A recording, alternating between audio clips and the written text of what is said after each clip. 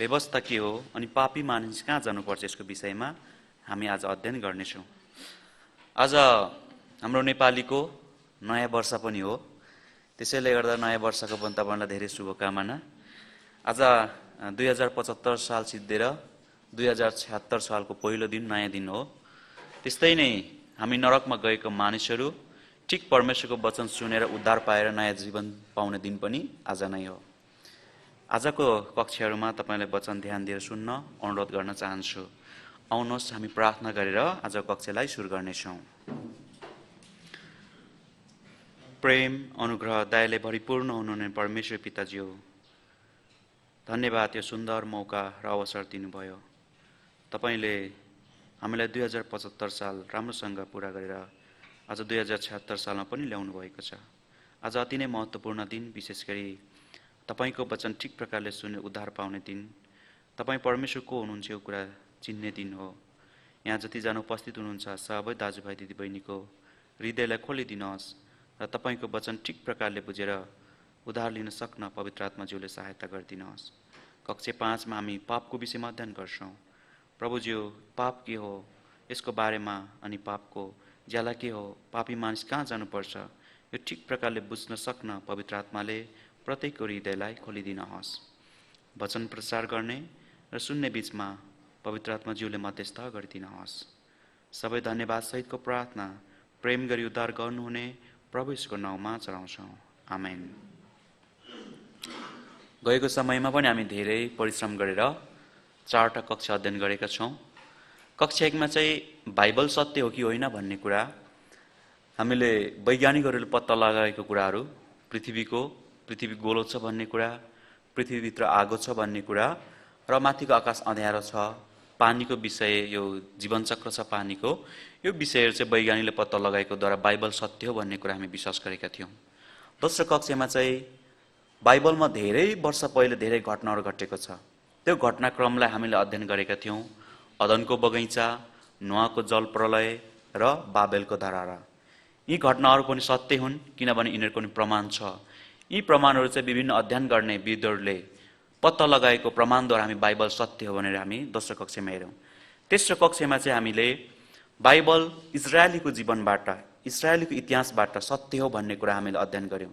इजरायलीको जीवनलाई जब हामी हेर्छौँ, बाइबल वास्तवमै सत्य हो किनभने इजरायलीहरूलाई परमेश्वरले जे प्रतिज्ञा गर्नुभयो त्यो कुरा पुरा गर्नुभयो। चौथो कक्षामा चाहिँ आज संसारमा भइरहेको घटनाद्वारा बाइबल वास्तवमा सत्य हो भन्ने कुरा हामी हेर्यौँ।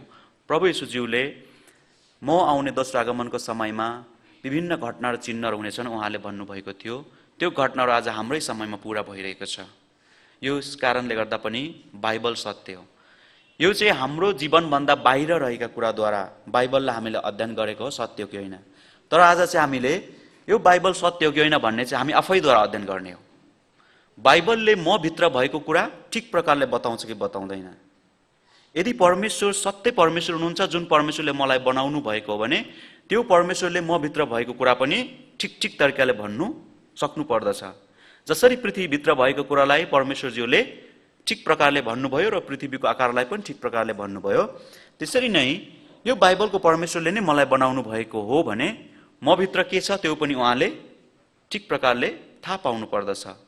त्यसैले गर्दा आज कक्षाद्वारा चाहिँ बाइबल मद्वारा नै अध्ययन गर्ने हो, मद्वारा जाँच गर्ने हो। बाइबलले यदि मलाई मेरो विषयमा ठिक प्रकारले बताउँदछ भने बाइबल वास्तवमा नै सत्य हो। अथवा पापको विषयमा अध्ययन गर्ने हो। हामी आज चाहिँ पाप के हो अनि व्यवस्थाको विषयमा पनि हामी अध्ययन गर्छौँ र पापीको गन्तव्यको विषयमा पनि आज कक्षामा चाहिँ हामी अध्ययन गर्ने छौँ। सुरुमा नै अनुरोध गर्न चाहन्छु, तपाईहरु नसुतिदिनुहोस् है। आजको पहिलो वचन पहिलो शमूएल 16 अध्यायको 7 पद, पहिलो शमूएल 16 अध्यायको 7 पद म पढिदिनेछु। परमप्रभुले मानिसले चाहिँ हेर्नुहुन्न, मानिसले रूप हेरेर विचार गर्छ, तर परमप्रभुले हृदयभित्र हेरेर विचार गर्नुहुन्छ। यो मानिस कस्तो हो भनेर मान्छेले मान्छेको हृदयलाई स्पष्ट रूपमा देख्न सक्दैन। मान्छेले चाहिँ मानिसको उसको बाहिर जिउने जीवनशैली, उसको बोल्ने बोली, उसको व्यवहारद्वारा यो मान्छे कति राम्रो हो, यो मान्छेको स्वभाव कति सुन्दर हो, यो कुरा यसरी भन्ने गर्दछन्। तर परमेश्वरको विचार अथवा परमेश्वरको हेर्ने दृष्टिकोण र हामी मानिसको दृष्टिकोण अति नै फरक छ। हामी बाहिरको रूपहरू हेरेर विचार गर्छौँ भने परमेश्वरज्यूले चाहिँ मानिसको यो हृदयभित्र के छ यो नै कुरा हेर्नुहुन्छ। सबैभन्दा महत्त्वपूर्ण कुरा पनि बाहिरको रूपभन्दा भित्र नै महत्त्वपूर्ण हो। मानिस चाहिँ एकअर्काबाट हृदयलाई नजानेकन ठगिन्छ। यो मान्छे कस्तो उसको भित्रको कुरा थाहा नपाएको कारणले गर्दा ऊ एकअर्काबाट ठगेर विभिन्न समस्यामा परेर ऊ विभिन्न जीवनमा कठिनाइ अवस्थामा जिउनु पर्ने पनि हुन्छ। किनभने मानिसले चाहिँ मानिसको हृदयलाई देख्न सक्दैन। तर परमेश्वरलाई चाहिँ कुनै पनि मानिसले यसरी झुक्काउन अथवा झुट बोल्न या उहाँलाई हामीले ढाँट्न सक्दैनौँ। परमेश्वरले चाहिँ मानिसको हृदय स्पष्ट रूपमा देख्न सक्नुहुन्छ। यो एकचोटि यो चित्रलाई हेरौँ। यो गाजरको फल कति ठुलो हो भनेर हामीले भित्र देख्न सक्दैनौँ। हामीले चाहिँ बाहिरको बोट हेरेर यो गाजर बोट जब सप्रेको छ ठुलो छ भने पक्कै पनि यो भित्रको दाना अथवा फल पनि ठुलो छ होला भने हामी विचार गर्छौँ, होइन र? तर परमेश्वरले चाहिँ यो गाजरको भित्रको फललाई कस्तो छ कति ठुलो छ भन्ने कुरा यो बोटद्वारा जाँचिरहनु पर्दैन। बाहिरको परमेश्वरले स्पष्ट रूपमा भित्रको अवस्था नै जान्नुहुन्छ। त्यसैले गर्दा मानिस चाहिँ परमेश्वरले बाहिरको रूप हेरिरहनुहुन्न, भित्र नै उहाँले स्पष्ट रूपमा देख्नुहुन्छ। मानिस परमेश्वरको अगाडि कहिले पनि लुक्न सक्दैन, न त ढाँट्न नै सक्दछ। त्यसैले गर्दा मानिसले विचार गर्नुपर्ने कुरा सत्य एकजना परमेश्वर हुनुहुन्छ भने परमेश्वरको अगाडि म को हुँ, परमेश्वरको अघि म को हुँ, यो जहिले पनि विचार गर्नुपर्दछ। अर्को, म पापी हो वा धर्मी, म कस्तो व्यक्ति हो परमेश्वर अगाडि, म पापी हो कि म धर्मी हो, यो कुरा विचार गर्नुपर्छ। यदि म पापी हो धर्मी हो, एउटा न एउटा त म हो, या धर्मी हो या पापी हो। यो पापी वा धर्मी व्यक्ति शरीरको मृत्युपछि हामीभित्र भएको यो आत्माको गन्तव्य कहाँ हुनेछ, यो कुरा पनि तपाईँ र मैले विचार गर्नुपर्छ हाम्रो जीवनमा। यो घटनाहरू हामी हेरिसक्यौँ। अघि पनि मैले भने संसारको सबै सृष्टि एकजना परमेश्वरले गर्नुभएको हो, होइन र?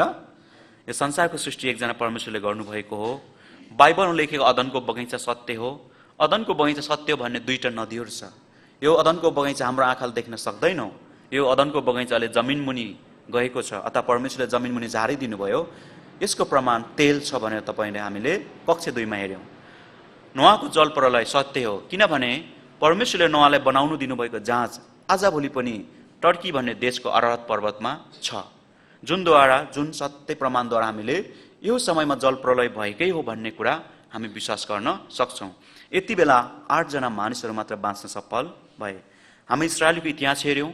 यो अति नै महत्त्वपूर्ण इतिहास हो। संसारमा कुनै देशको इतिहास यसरी लेखिएको छैन, तर इस्रायलको इतिहास मात्र बाइबलमा सुरु र अन्त्यको बारेमा स्पष्टसँग लेखिएको छ। जसरी बाइबलमा लेखिएको छ आज इस्रायलको इतिहास यसरी नै बितिरहेको छ र इस्रायलको जीवन यस्तै नै छ, जुनद्वारा चाहिँ हामी बाइबल साँच्चीकै सत्य हो र बाइबलको परमेश्वर सत्य हुनुहुन्छ भन्ने कुरा हामी विश्वास गर्न सक्छौँ। यदि बाइबल सत्य हो भने बाइबलले बताएको शरीरको मृत्युपछि परमेश्वरको न्यायमा उभिनुपर्छ भन्ने कुरा पनि सत्य हो, होइन र? सत्य बाइबलले बताएको कुरा शरीरको मृत्युपछि हामी न्यायमा जानुपर्छ भन्ने कुरा पनि वास्तवमा सत्य नै हो। यो अलिकति पनि झुट छैन। परमेश्वर चाहिँ कहिले पनि झुट बोल्न सक्नुहुन्न। उहाँले जे भन्नुभएको छ त्यो कुरा उहाँले ठिक प्रकारले र सत्य कुरा मात्र बोल्नुहुन्छ। बाइबल सत्य हो भने बाइबलले स्वर्ग छ र बाइबलले नरक छ भन्ने कुरा पनि सत्य हो। परमेश्वरलाई नचिन्ने मानिस नरकमा जानुपर्छ भन्ने कुरा पनि वास्तवमा नै सत्य हो। यो कुरै मान्छेको दन्त्यकथा, मान्छेले विचार गरेर सोचेर यो बनाएको कुनै कथा होइन, यो वास्तविक कुरा हो, जुन कुरा एक दिन भविष्यमा पूरा हुने कुरा हो। यूहन्ना 5:39 म पढ्छु अनि मलाई पछ्याउनुहोस्। तिमीहरू धर्मशास्त्रमा खोजी गर्दछौ, किनभने त्यहाँ अनन्त जीवन पाइन्छ भनी तिमीहरू ठान्छौ। मेरो विषयमा गवाही दिने ती नै धर्मशास्त्र हुन्। हामी सबैलाई पनि स्वर्ग जाने मन छ कि छैन? यो अनन्त जीवन पाउनु भनेको चाहिँ अनन्त स्वर्गमा प्रवेश हुने कुरा हो, अनन्त स्वर्गमा जाने कुरा हो। अनन्त स्वर्गमा जानका लागि अनन्त स्वर्गमा बस्नुहुने व्यक्तिलाई चिन्नु अति नै महत्त्वपूर्ण छ। त्यो अनन्त जीवन दिनुहुने व्यक्ति चाहिँ यहाँ मेरो भनेर लेखिएको छ, जसले चाहिँ हामीलाई अनन्त जीवन दिनुहुन्छ। यो अनन्त जीवन दिने व्यक्ति चाहिँ येशू ज्यू हुनुहुन्छ। येशूज्यूको विषयमा ठिक प्रकारले बताउने पुस्तक धर्मशास्त्र चाहिँ बाइबल हो।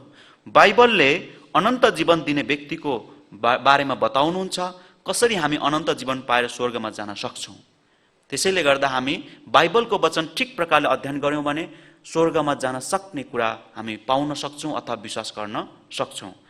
त्यसैले गर्दा प्रभुले भन्नुभयो त्यति बेलाको समयमा यहुदीहरू इस्राएलीहरूलाई, तिमीहरू खोजी त गर्दछौ धर्मशास्त्रभित्र, तर त्यो अनन्त जीवन दिने व्यक्ति को हो त्यो कुरा चिन्दैनौ। आज हाम्रो लागि पनि यो वचन हो कि परमेश्वरले भन्नुहुन्छ अनन्त जीवन पाउनका लागि येशू ख्रीष्टलाई चिन्नुपर्छ।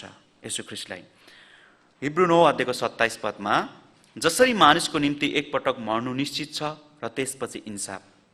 मान्छेको जीवनमा यो मर्नु मात्र भएको भए चाहिँ वास्तवमा ठिकै पनि हुन्थ्यो होला, किनभने उसले जीवनमा जसरी जे पनि मरेपछि सिद्धिने कुरा हो। तर मरेपछि सिद्धिँदैन, अर्को न्याय छ।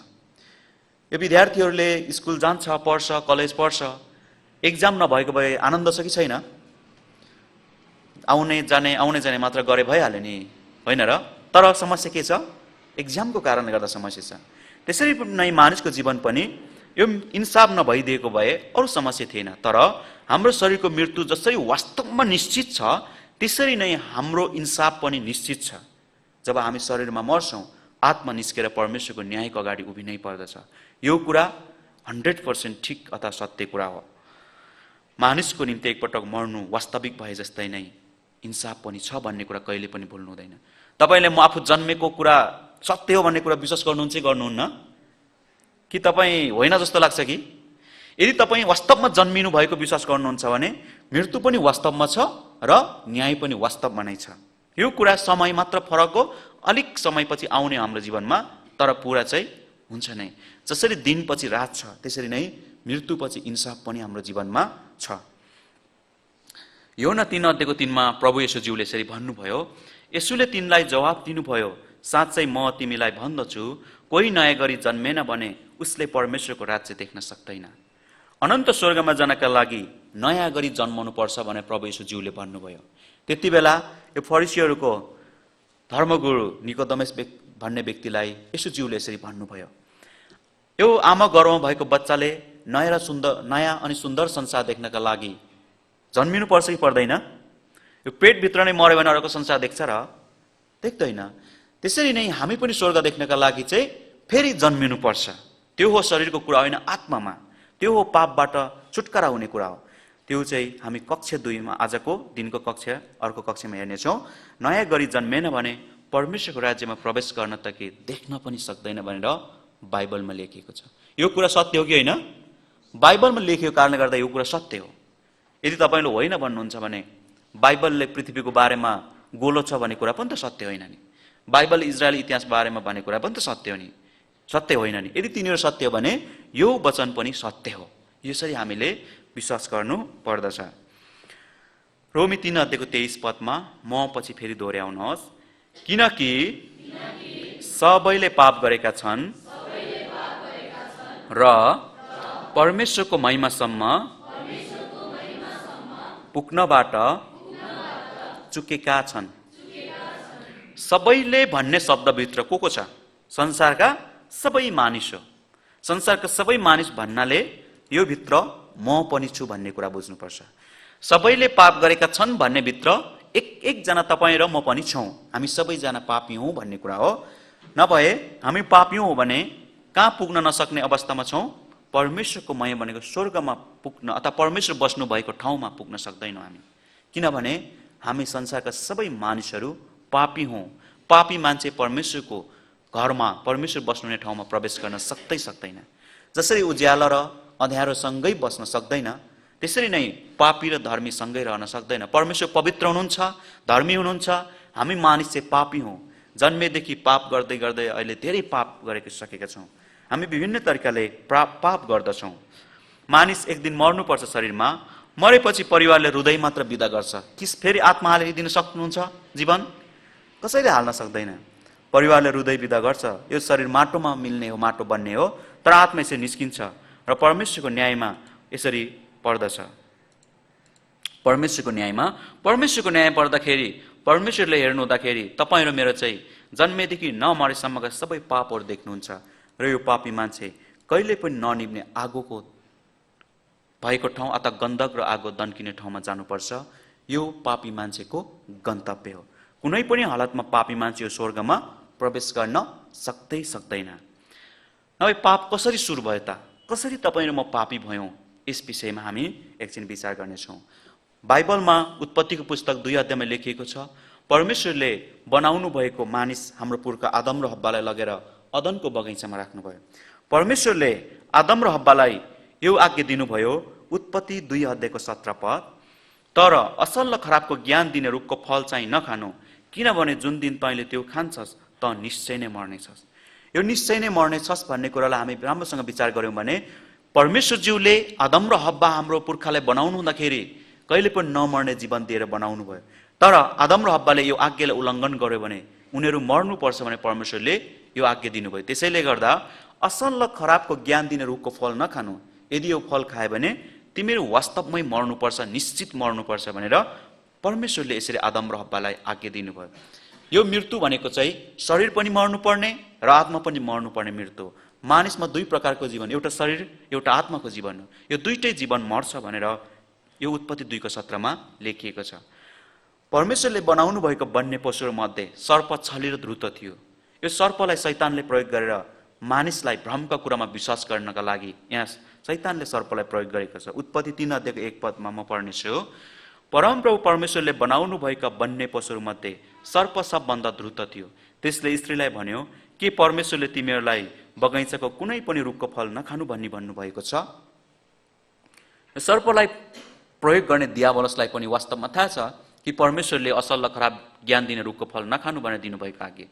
तर शैतानले मानिसलाई भ्रमका कुरामा विश्वास गराउनका लागि आफूले थाहा नपाएको जस्तै गरी स्त्रीलाई सोधिरहेको छ कि परमेश्वरले कुनै बगैँचामा भएको रुखको फल नखानु भनी भन्नुभएको छ? त्यति बेला स्त्रीले यसरी भनिन्, उत्पत्ति 3 अध्यायको 2 देखि 4 सम्म, स्त्रीले सर्पलाई भनिन्, बगैँचाका रुखहरूको फल हामी खान सक्छौँ, तर बगैँचाको बीचमा भएको रुखको फलको विषयमा परमेश्वरले भन्नुभएको छ, त्यो चाहिँ नखानु र नछुनु, नत्र त तिमीहरू मर्छौ। स्त्रीले यति बेला भनिन्, हामी सबै खान सक्छौँ, तर एउटा रुख छ जुन रुखको फलले हामीलाई असल र खराबको ज्ञान दिन सक्छ। यो रुखको फल खायो भने परमेश्वरज्यूले हामीलाई मर्छौ भन्नुभएको छ। त्यस कारणले गर्दा हामी यो असल र खराब ज्ञान दिने रुखको फल चाहिँ खानु हुँदैन भनेर यहाँ स्त्रीले सर्पलाई जवाफ दिइन्। त्यति बेला यो दियावलसले यो कमजोरीलाई नै पक्रेर, यही कुरालाई पक्रेर के भनेको छ यहाँ, तिमीहरू मर्दैनौ। उत्पत्ति 3 अध्यायको 4 र 5 मा सर्पले स्त्रीलाई भन्यो, तिमीहरू मर्दैनौ। अब यो कुरा भन्दा हव्वा पनि वास्तवमा झसङ्गै भई। त्यस कारणले गर्दाखेरि परमेश्वरज्यूले मर्छ तर यो सर्पले मर्दैन भन्छ। किन? यहाँ 5 पदमा भने, किनकि परमेश्वर जान्नुहुन्छ कि जुन दिन तिमीहरू त्यो खान्छौ त्यही दिन तिमीहरूका आँखा खुल्नेछन् र असल र खराबको ज्ञान पाएर तिमीहरू परमेश्वर जस्तै हुनेछौ। यहाँ फेरि अर्को झुट बोल्यो, एउटा मर्दैनौ, अर्को चाहिँ परमेश्वर जस्तै हुनेछौ। हामीलाई पनि संसारमा राम्रोसँग जिउनका लागि धेरै संसारको प्रख्यात व्यक्ति बन्ने तरिका, धेरै पैसा कमाउने तरिका कोही मान्छे लाएर सिकाउँछु भन्दाखेरि कोही हामीले हुँदैन म त सिक्दिनँ भन्ने कोही मान्छे छ र? छैन। हामी सबै काम छोडेर त्यो तरिका सिक्नका लागि दिन रात त्यहाँ समय बिताउँछौँ। यो हव्वाले पनि तिमीहरू परमेश्वर जस्तै हुनेछौ भन्ने कुरा सुन्नु साथै परमेश्वर जस्तै हुने कुरालाई विचार गरी, ओहो हामी पनि परमेश्वर जस्तै हुन्छौँ भने त्यो रुखको फल पो खानुपर्ने रहेछ, हामी पनि परमेश्वर जस्तै बुद्धिमानी शक्तिशाली हुनका लागि यो रुखको फल खानुपर्ने रहेछ भन्ने कुरा स्त्रीले विचार गर्न थाली। त्यसपछि स्त्रीले यो विचार गरी उत्पत्ति 3 अध्यायको 6 पदमा, जब स्त्रीले त्यस रुखको फल खानलाई असल र हेर्नमा रहर लाग्दो र बुद्धि पाउनलाई त्यस रुखको चाह गर्नुपर्ने रहेछ भनी देखिन्, तब तिनले त्यस रुखको फल टिपेर खाइन् र आफ्नो पतिलाई पनि दिइन् र उनले पनि खाए। यहाँ 3टा गरे, खानलाई असल, हेर्नमा रहर लाग्दो, बुद्धि पाउनलाई यो रुखको फल खानुपर्ने रहेछ भने यो स्त्रीले विचार गरे। यति बेला यो हव्वाले परमेश्वरले भन्नुभएको कुरातिर होइन, तर यो दियावलसले भनेको कुरालाई याद गर्दैछिन्, यो कुरालाई विश्वास गर्न पुगी, भ्रमका कुरालाई। आज तपाईँ र मैले पनि गलत कुरालाई विश्वास गरेर एक दिन परमेश्वरबाट टाढेर नरकमा जानुपर्ने अवस्था हुनसक्छ। त्यसैले गर्दा बाइबलको वचन ठिक वचन हो। यो वचनलाई विश्वास गरेर यो वचनद्वारा सत्य परमेश्वरलाई चिनेर कहिले पनि नमर्ने जीवन पाउनको लागि स्वर्गमा जानुपर्दछ। तपाईँले पनि यसरी नै भ्रममा अल्झिनु भयो भने यसरी नै पतन हुनुपर्दछ। तब यो स्त्रीले टिपेर खाइन् र आफ्नो पतिलाई पनि दिइन्। यहाँबाट नै पापको सुरु भयो संसारमा। यति बेला संसारमा कतिजना मान्छे छन्? 2 जना मात्र, आदम र हव्वा मात्र। यही पहिलो व्यक्ति आदम र हव्वाबाट नै संसारमा यो पापको सुरु भयो। उत्पत्ति 3 अध्यायको 7 पदमा अनि दुवैका आँखा खुले र नाङ्गै पो रहेछौँ भनी तिनीहरूले थाहा पाए अनि अन्जिरका पातहरू गाँसेर आफ्नो निम्ति तिनीहरूले वस्त्र बनाए। यो आदम र हव्वाले असल र खराबको ज्ञान दिने रुखको फल टिपेर खाएपछि यो समस्या भयो। पहिला उनीहरू सँगै जिउँदाखेरि कुनै समस्या थिएन। लाज के हो, डर के हो, यो कुरामा विचारै थिएन। तर यो असल र खराबको ज्ञान दिने रुखको फल जब खायो त्यति बेला उनीहरूले यी कुरा छुटाउन सक्ने शक्ति आयो। उनीहरू एकअर्कालाई हेर्दाखेरि नाङ्गै देख्यो र लजाएर सँगै बस्न सकेन। त्यसैले गर्दा अन्जिरका पातहरू गाँसेर उनीहरूले आफ्नो नाङ्गोपन ढाक्ने कोसिस गरिरहेको छ। यसरी आफ्नो नाङ्गोपन ढाकिरहेको छ। के यो आदम र हव्वाले बनाएको यो पातको लुगाले मानिसको नाङ्गोपनलाई ढाक्न सक्छ? सक्दैन। यो केही क्षणको लागि मात्र, फेरि एकछिनमा नाङ्गो भइहाल्दछ। आदमले जुन दिन गल्ती गर्यो, आदमले परमेश्वरले भन्नुभएको आज्ञालाई जुन बेला उल्लङ्घन गर्यो, त्यति बेला नै आदमको आत्मा परमेश्वरसँग सम्बन्ध विच्छेद भयो। सम्बन्ध विच्छेद हुनु भनेको आदमको आत्मा मर्नु हो। आदम अब परमेश्वरसँग रहन नसक्नु हो र हव्वाको आत्मा पनि त्यही अवस्थामा परमेश्वरसँग सम्बन्ध विच्छेद भयो, सँगै जिउन नसक्ने अवस्था भयो। यो भनेको आत्माको मृत्यु भयो भनेर हामी बुझ्न सक्छौँ। परमेश्वरले आदम र हव्वालाई असल र खराबको ज्ञान दिने रुखको फल नखानु भन्नुभएको थियो। तर सर्प अथवा दियालवसले असल र खराबको ज्ञान दिने रुखको फल खाऊ भन्यो। आदम र हव्वाले परमेश्वरको वचनलाई सुन्नुपर्ने थियो, तर परमेश्वरको वचनलाई इन्कार गर्यो र यो दियावलसले भन्ने कुरालाई विश्वास गरेको कारणले गर्दा उनीहरू पापी भयो। यसरी संसारमा पापको सुरुवात भयो र तपाईँ र म पनि आदमको सन्तान भएको कारणले गर्दा पापी भएर जन्मेका छौँ। यो परमेश्वरको विरुद्धमा पाप गर्नु भनेको चाहिँ यसरी छुट्टिनु हो। यो साङ्ला अब 2 टुक्रा भएपछि एक हो कि 2टा अब एउटै साङ्ला 2 यसरी टुक्रिएपछि अब 2टा भयो, फरक फरक भयो। यसरी नै मानिस र परमेश्वरको सम्बन्ध पनि टुक्रियो। अनि यसको अर्थ सँगै जिउन नसक्ने अवस्था भयो। अब उनीहरू परमेश्वरसँग केही सम्बन्ध छैन। जीवन चाहिँ परमेश्वरले दिनुहुन्छ। यसै सम्बन्ध विच्छेद हुनु भनेको हामी परमेश्वरको अगाडि जीवन रहित अथवा मृत्यु पाउने व्यक्ति भएका छौँ भन्ने कुरा हो। परमेश्वरसँग सम्बन्ध नभएको आत्मा मृत आत्मा यो अवस्थामा हो। वास्तवमा हाम्रो आत्मा यस्तो हुनुपर्ने हो। तर आदम र हव्वाले गल्ती गरेको कारणले गर्दा आदम र हव्वाबाट यो पाप सर्दै सर्दै आएर तपाईँ र ममा पनि आएको छ, जसको कारणले गर्दा हाम्रो अवस्था पनि यस्तै हो। परमेश्वरसँग जुन व्यक्तिको आत्मा सम्बन्ध छैन त्यो व्यक्तिको आत्मा मृत आत्मा अथवा मरेको हो। अनज्ञाकारी भनेको अर्को शब्दमा पाप भन्छ। हामी पाप गर्नु, अनज्ञाकारी गर्ने व्यक्तिको न्याय परमेश्वरले गर्नुहुन्छ। परमेश्वरले पापीको न्याय गर्नुहुँदा पापको ज्याला चाहिँ मृत्यु हो भनेर रोमी 6 अध्यायको 23 पदमा लेखिएको छ। किनकि पापको ज्याला मृत्यु हो। मेरो पछि एकचोटि मलाई पछ्याउनुहोस्। किनकि पापको ज्याला मृत्यु हो। पापको ज्याला के हो? मृत्यु हो। किन हामी मर्नुपर्छ भन्दा पापको कारणले गर्दा हो। हामीलाई पनि जिउने रहर छ। कहिले पनि मर्न नपाए हुन्थ्यो भन्ने मन छ। तर किन मर्छौँ नचाहे पनि? किनभने हामी पापी हौँ। यो चिनी पानीमा हालेपछि म घुल्दिनँ भनेर मिल्छ र? घुल्नै पर्छ जसरी भए पनि। हामी पापी मान्छे, म नरकमा जान चाहदिनँ, म मर्दिनँ भन्दा पनि मिल्दैन। जसरी भए पनि हामी मृत्युपछि नरकमै झर्नु पर्दछ। पापीको गन्तव्य अर्को ठाउँ छैन। रोमी 5 अध्यायको 12 पदमा एकजना मानिसद्वारा संसारमा पाप आयो र पापबाट मृत्यु, यसरी सबै मानिसले पाप गरेका हुनाले सबै मानिसमा मृत्यु फैलियो। यो एकजना मानिस को होला? जोद्वारा संसारमा पाप आयो, यो व्यक्ति आदम हो। आदमद्वारा संसारमा पाप आयो र सबै मानिस आदमको कारणले गर्दा पापी भयो र सबै मानिस मृत्युमा जानुपर्ने भयो। आदम परमेश्वरले सृष्टि बनाउनु हुँदाखेरि आदमको आत्मा परमेश्वरसँग सम्बन्ध थियो अथवा आदम पापी थिएन। जब परमेश्वरको आज्ञालाई आदमले उल्लङ्घन गर्यो त्यति बेला आदम पापी भयो अथवा आदमको आत्मा परमेश्वरसँग सम्बन्धविहीन भयो। अब यो सम्बन्धविहीन भएको पिता अथवा परमेश्वर रहित भएको पिता, पापी पिताबाट जन्मेको छोरा पनि पापी नै जन्मिन्छ। र नाति पनि पापी नै जन्म्यो, हाम्रो जिजुबाजे पनि, हाम्रो बुवा, अन्तमा तपाईँ र म पनि यही अवस्थामा जन्मेका छौँ। हाम्रो अवस्था भनेको चाहिँ यो हो। तपाईँले पनि परमेश्वर को हुनुहुन्छ भन्ने कुरा थाहा थिएन नि, होइन र? सत्य परमेश्वर को हुनुहुन्छ? कसले यो संसार बनाउनु भयो? कसले मलाई बनाउनु भयो? यो थाहा थियो र? थिएन। यो थाहा नहुनु भनेको चाहिँ परमेश्वरसँग सम्बन्धविहीन हुनु हो। हामी परमेश्वरसँग सम्बन्धमा छैनौँ भन्ने कुरा, सम्बन्ध विच्छेदमा छौँ भन्ने कुरा हो। किनभने हामी पापी हौँ। यो पापबाट छुटकारा नपाएसम्म पापी मान्छे स्वर्गमा जान सक्दैन कुनै पनि हालतमा। यो एउटा मकैको दाना रोपेपछि एक दिन यो उम्रेर मकै फल्छ, घोगा लाग्छ, होइन र? यसलाई घोगा भन्छौँ। यो एउटा दानाले धेरैवटा दाना फलाउँछ। यहाँ हेर्नुभयो भने कति धेरै दानाहरू छ, एउटा दानाले फलाएको हो। त्यसरी नै संसारमा एकजना आदमद्वारा संसारमा सबै मानिसहरू आदमको सन्तान भएको कारणले गर्दा पापी भएको। यो एक दाना मकैको दानाले यहाँ फलेको मकैको सबै दाना कि यो भित्र कुनै गहुँको दाना पनि छ कि मकै मात्र हो? मकै मात्र। मकैको दानाले मकै नै फलाउँछ। त्यसरी नै यो पापी मान्छेबाट जन्मेको हरेक सन्तान पापी नै जन्मिन्छ। हामी मानिसहरू फरक फरक भए पनि हाम्रो एउटै स्वभाव छ नि, होइन र? स्वभावहरू मिल्छ नि। यो भनेको पापी हो, एउटै व्यक्तिको सन्तान हो भन्ने कुरा हो। रोमी 3 अध्यायको 10 देखि 11 पदसम्म जसो लेखिएको छ, धर्मी कोही छैन, एकजना पनि छैन, बुझ्ने कोही छैन, परमेश्वरलाई खोज्ने कोही छैन। एकजना पनि छैन भनेको चाहिँ म चाहिँ परमेश्वरलाई खोज्ने, म चाहिँ धर्मी हो भनेको कि म पनि पापी हो भनेको हो?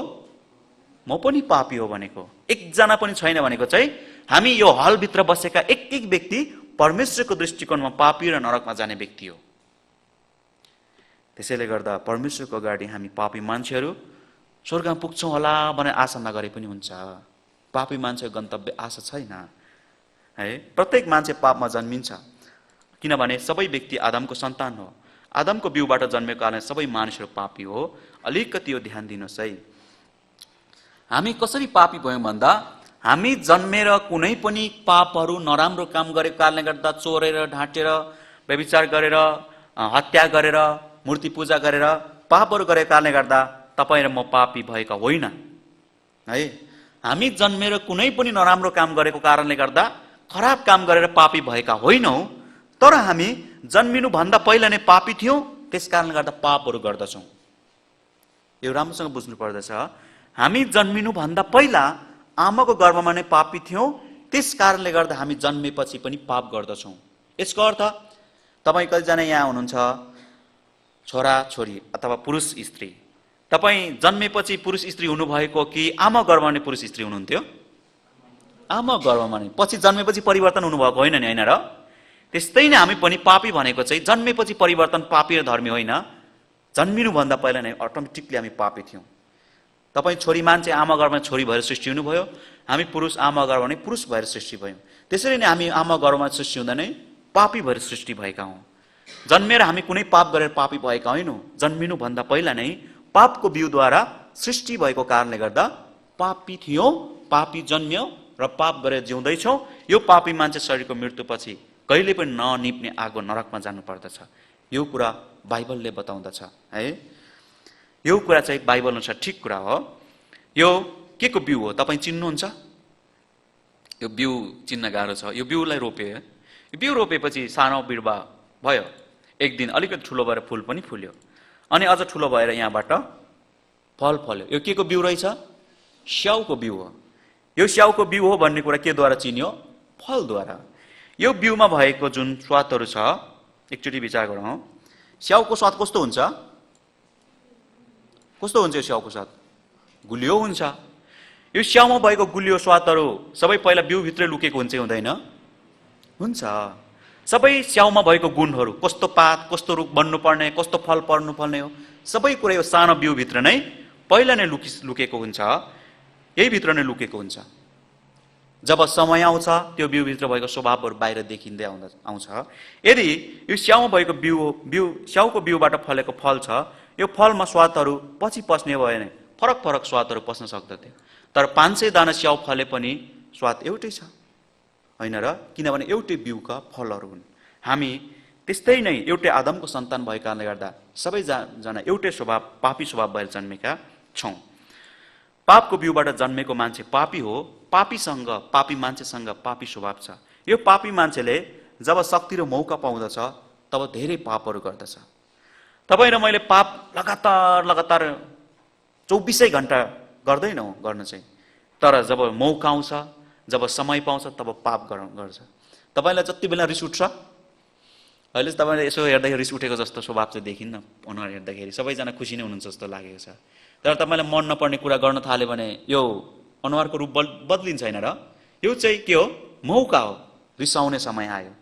शक्ति जब चोर्नु पर्ने समय आउँछ, तपाईँले कोही चोरेर खाने व्यक्ति हुनुहुन्छ भने सोध्यो भने म कहाँ खान्छु, चोरेर त खाँदै खाँदिनँ भन्नुहुन्छ होइन र? बरु भोकै मर्छु भन्ने व्यक्तिहरू हुनुहुन्छ। तर साँच्चै केही पनि नखाइकन एक हप्तासम्म केही नखाइ बस्ने व्यक्तिले आफू हिँडिरहेको बाटोमा बसिरहेको ठाउँमा लटरम्म स्याउ फलेको छ भने भोकै मर्छ र? के गर्छ हो? त्यो स्याउलाई झाडेर खान थाल्छ। यो हो मौका र शक्ति पाएपछि पापी मान्छेले धेरै पापहरू गर्ने गर्दछ। पापी को हो भन्दा पापको बिउद्वारा जन्मेको। हामी आदम पुर्खा पापी हो। आदमले पाप गरे, जसको कारणले गर्दा हामी पापको बिउद्वारा सृष्टि भएर जन्म्यौँ। अर्को चाहिँ हाम्रो हृदय पापले भरिएको छ, त्यो व्यक्ति पनि पापी नै हो। हाम्रो हृदयभित्र असल भन्दा खराब मात्र छ। त्यस कारणले गर्दा मान्छेले जति चाहे पनि खराब नै गर्दछ, असल गर्न चाहे पनि, किनभने ऊ पापको बिउद्वारा, ऊ पापको टल्लो हो। यो नुन जति सानो पिस गरे पनि, सानो टुक्रा गरे पनि नुनिलोपन हटाउन सकिन्छ? सम्भव छ? जति सानो भए पनि नुनिलोपन चाहिँ त्यो सानोभित्र पनि छ। त्यसरी नै हाम्रो स्वभाव पनि जति गरे पनि यो हाम्रो पाप स्वभाव र पापबाट हामी छुटकारा पाउन सक्दैन। किनभने यो पाप चाहिँ बाहिरको कुरा होइन, भित्रै छ। यही भित्र, यो हृदयभित्र नै भरेर बसेको छ। मानिसको हृदय रूपलाई एकचोटि विचार गर्ने हो भने यस्तो छ। तपाईँले यो स्क्रिनमा एकचोटि म देखाउँछु। यो स्क्रिनमा देखेका शब्दहरू तपाईँको हृदयमा छैन भने तपाईँहरू पापी होइन। तर तपाईँको हृदयमा एउटा भन्दा धेरै नभए पनि एउटा तपाईँको हृदयमा छ भने तपाईँहरू पापी हो भन्ने कुरा आफैले बुझ्नु पर्दछ। बाइबलले के बताउँछ भन्दा मानिसको हृदयभित्र यो शब्दहरू हुनु भनेको चाहिँ पापी हो। यो पापी नरकमा जानुपर्छ भन्छ बाइबलले। एकचोटि चेक गर्नुहोस् त यो बाइबलले भनेको कुरा तपाईँको हृदयभित्र छ कि छैन। स्क्रिनमा पढ्नुहोस् एकचोटि। खराब विचार, व्यभिचार, चोरी, हत्या, लोभ, दुष्टता, छल, छाडापन, ईर्ष्या, निन्दा, घमण्ड, मूर्खता तपाईँको हृदयभित्र छ कि छैन? छ भने यो बाइबलले भनेको ठिक कुरा होइन र? यदि बाइबलले भनेको कुरा ठिक हो भने बाइबल सत्य हो।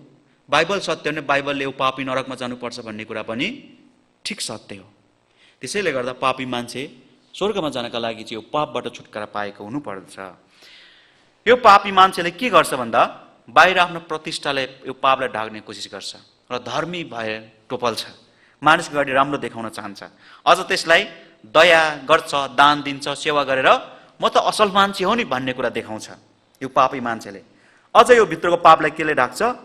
प्रार्थना गर्छ, मण्डलीमा गएर, मन्दिरमा गएर जोस देखाउँछ, धार्मिक कार्यहरू गर्छ र म त असल मान्छे हो नि भनेर बाहिर देखाउने कोसिस गर्छ, होइन र?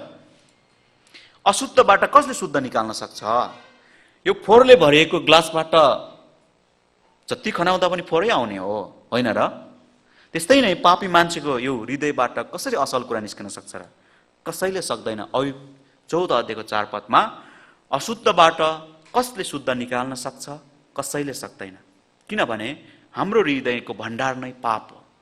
यही भित्र छ हामी भित्रै पाप। यो पापलाई अझ मान्छेले असल काम र धर्म गरेर ढाक्ने कोसिस गर्छ। यो चाहिँ मान्छेको विचार हो, मान्छेको प्रयास हो। जसरी आदम र हव्वाले त्यो अन्जीरको पात गाँसेर आफ्नो नाङ्गोपनलाई ढाक्ने कोसिस गरेको जस्तै मात्र हो। तर यो सम्भव छैन यसरी हाम्रो पापलाई ढाक्नका लागि। स्याउको बिउ रोपेर एक दिन स्याउको बोट उम्रेर स्याउ फलाए जस्तै नै पापी बिउबाट जन्मेको मान्छेले के फलाउँछ? पापहरू फलाउने गर्दछ। त्यो चाहिँ यिनीहरू हो। डाहा गर्नु पापको फल हो। कामुकता, चोरी, झुटा बोल्नु, दुष्ट इच्छा, झगडा, घृणा, लोभ, ठग, अनगेकारी र ढिट, यी सबै पापका फलहरू हुन्। हामी पनि जब समय र मौका आउँछ यो फललाई एक एक गरेर फलाउँदैछौँ, हो कि होइन? तपाईँ र मैले, हामी सबैले फलाउँछौँ। तपाईँले यो शब्दहरू, यो झुट बोल्नु भनेको साधारण जस्तो लाग्ला, लोभ गर्न साधारण जस्तो लाग्ला, तर परमेश्वरको दृष्टिकोणमा यो डरलाग्दो पाप हो। यसको कारणले गर्दा हामी नरकमा झर्नु पर्दछ। नभए परमेश्वर दृष्टिकोणमा म को हो? पापी कि धर्मी हो? पापी हो। पापी मान्छे नरकमा जानुपर्ने बाइबलले बताउँदछ। भजन सङ्ग्रह 51 को 5 म पछि दोहोऱ्याउनु। साँच्चै म जन्मदा नै पापी थिएँ र मेरी आमाले मलाई गर्भधारण गरेदेखि नै म पापी थिएँ। हाम्रो आमाले यसरी गर्भधारण गर्नुभएको समयदेखि नै तपाईँ र म पापी थियौँ। हामी यति बेला कुनै नराम्रो काम गरेर पापी भएको कुरै होइन।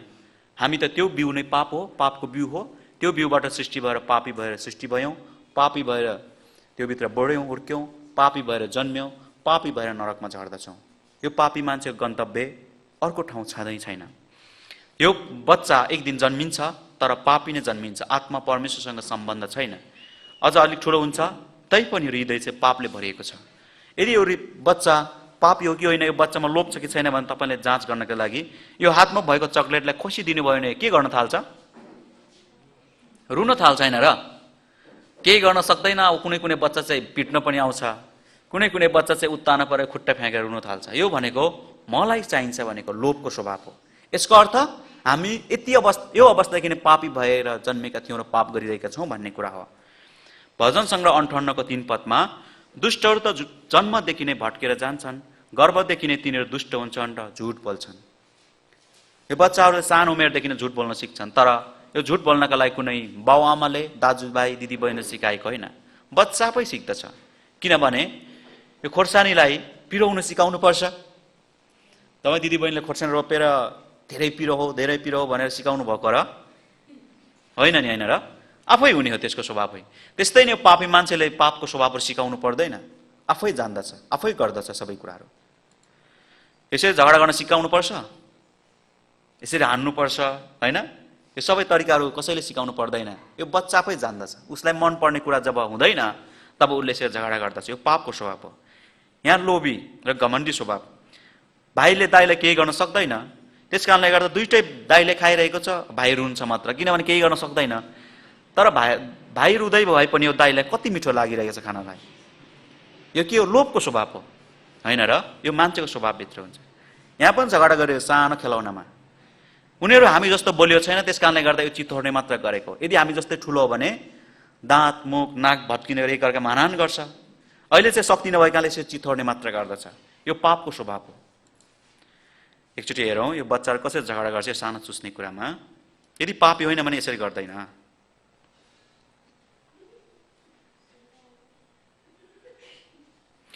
यो सानो चुस्ने कुरामा बच्चाहरू झगडा गर्ने कुरा चाहिँ लोभ छ आफूभित्र। मलाई चाहिन्छ हो। किन रुएको यो? उसलाई मलाई चाहिन्छ, लोभ छ। अब उसको साथीले खोसेर लगे, ऊ चाहिँ खुसी हुँदै चुस्छ, फेरि ऊ रुन थाल्छ। हामी जस्तै अलिकति बल ठुलो, हामी जस्तै जवान मान्छे भने यसरी मात्र गर्छ र? गर्दैन। त्यहाँ मृत्यु पनि हुनुपर्छ झगडा गरेर।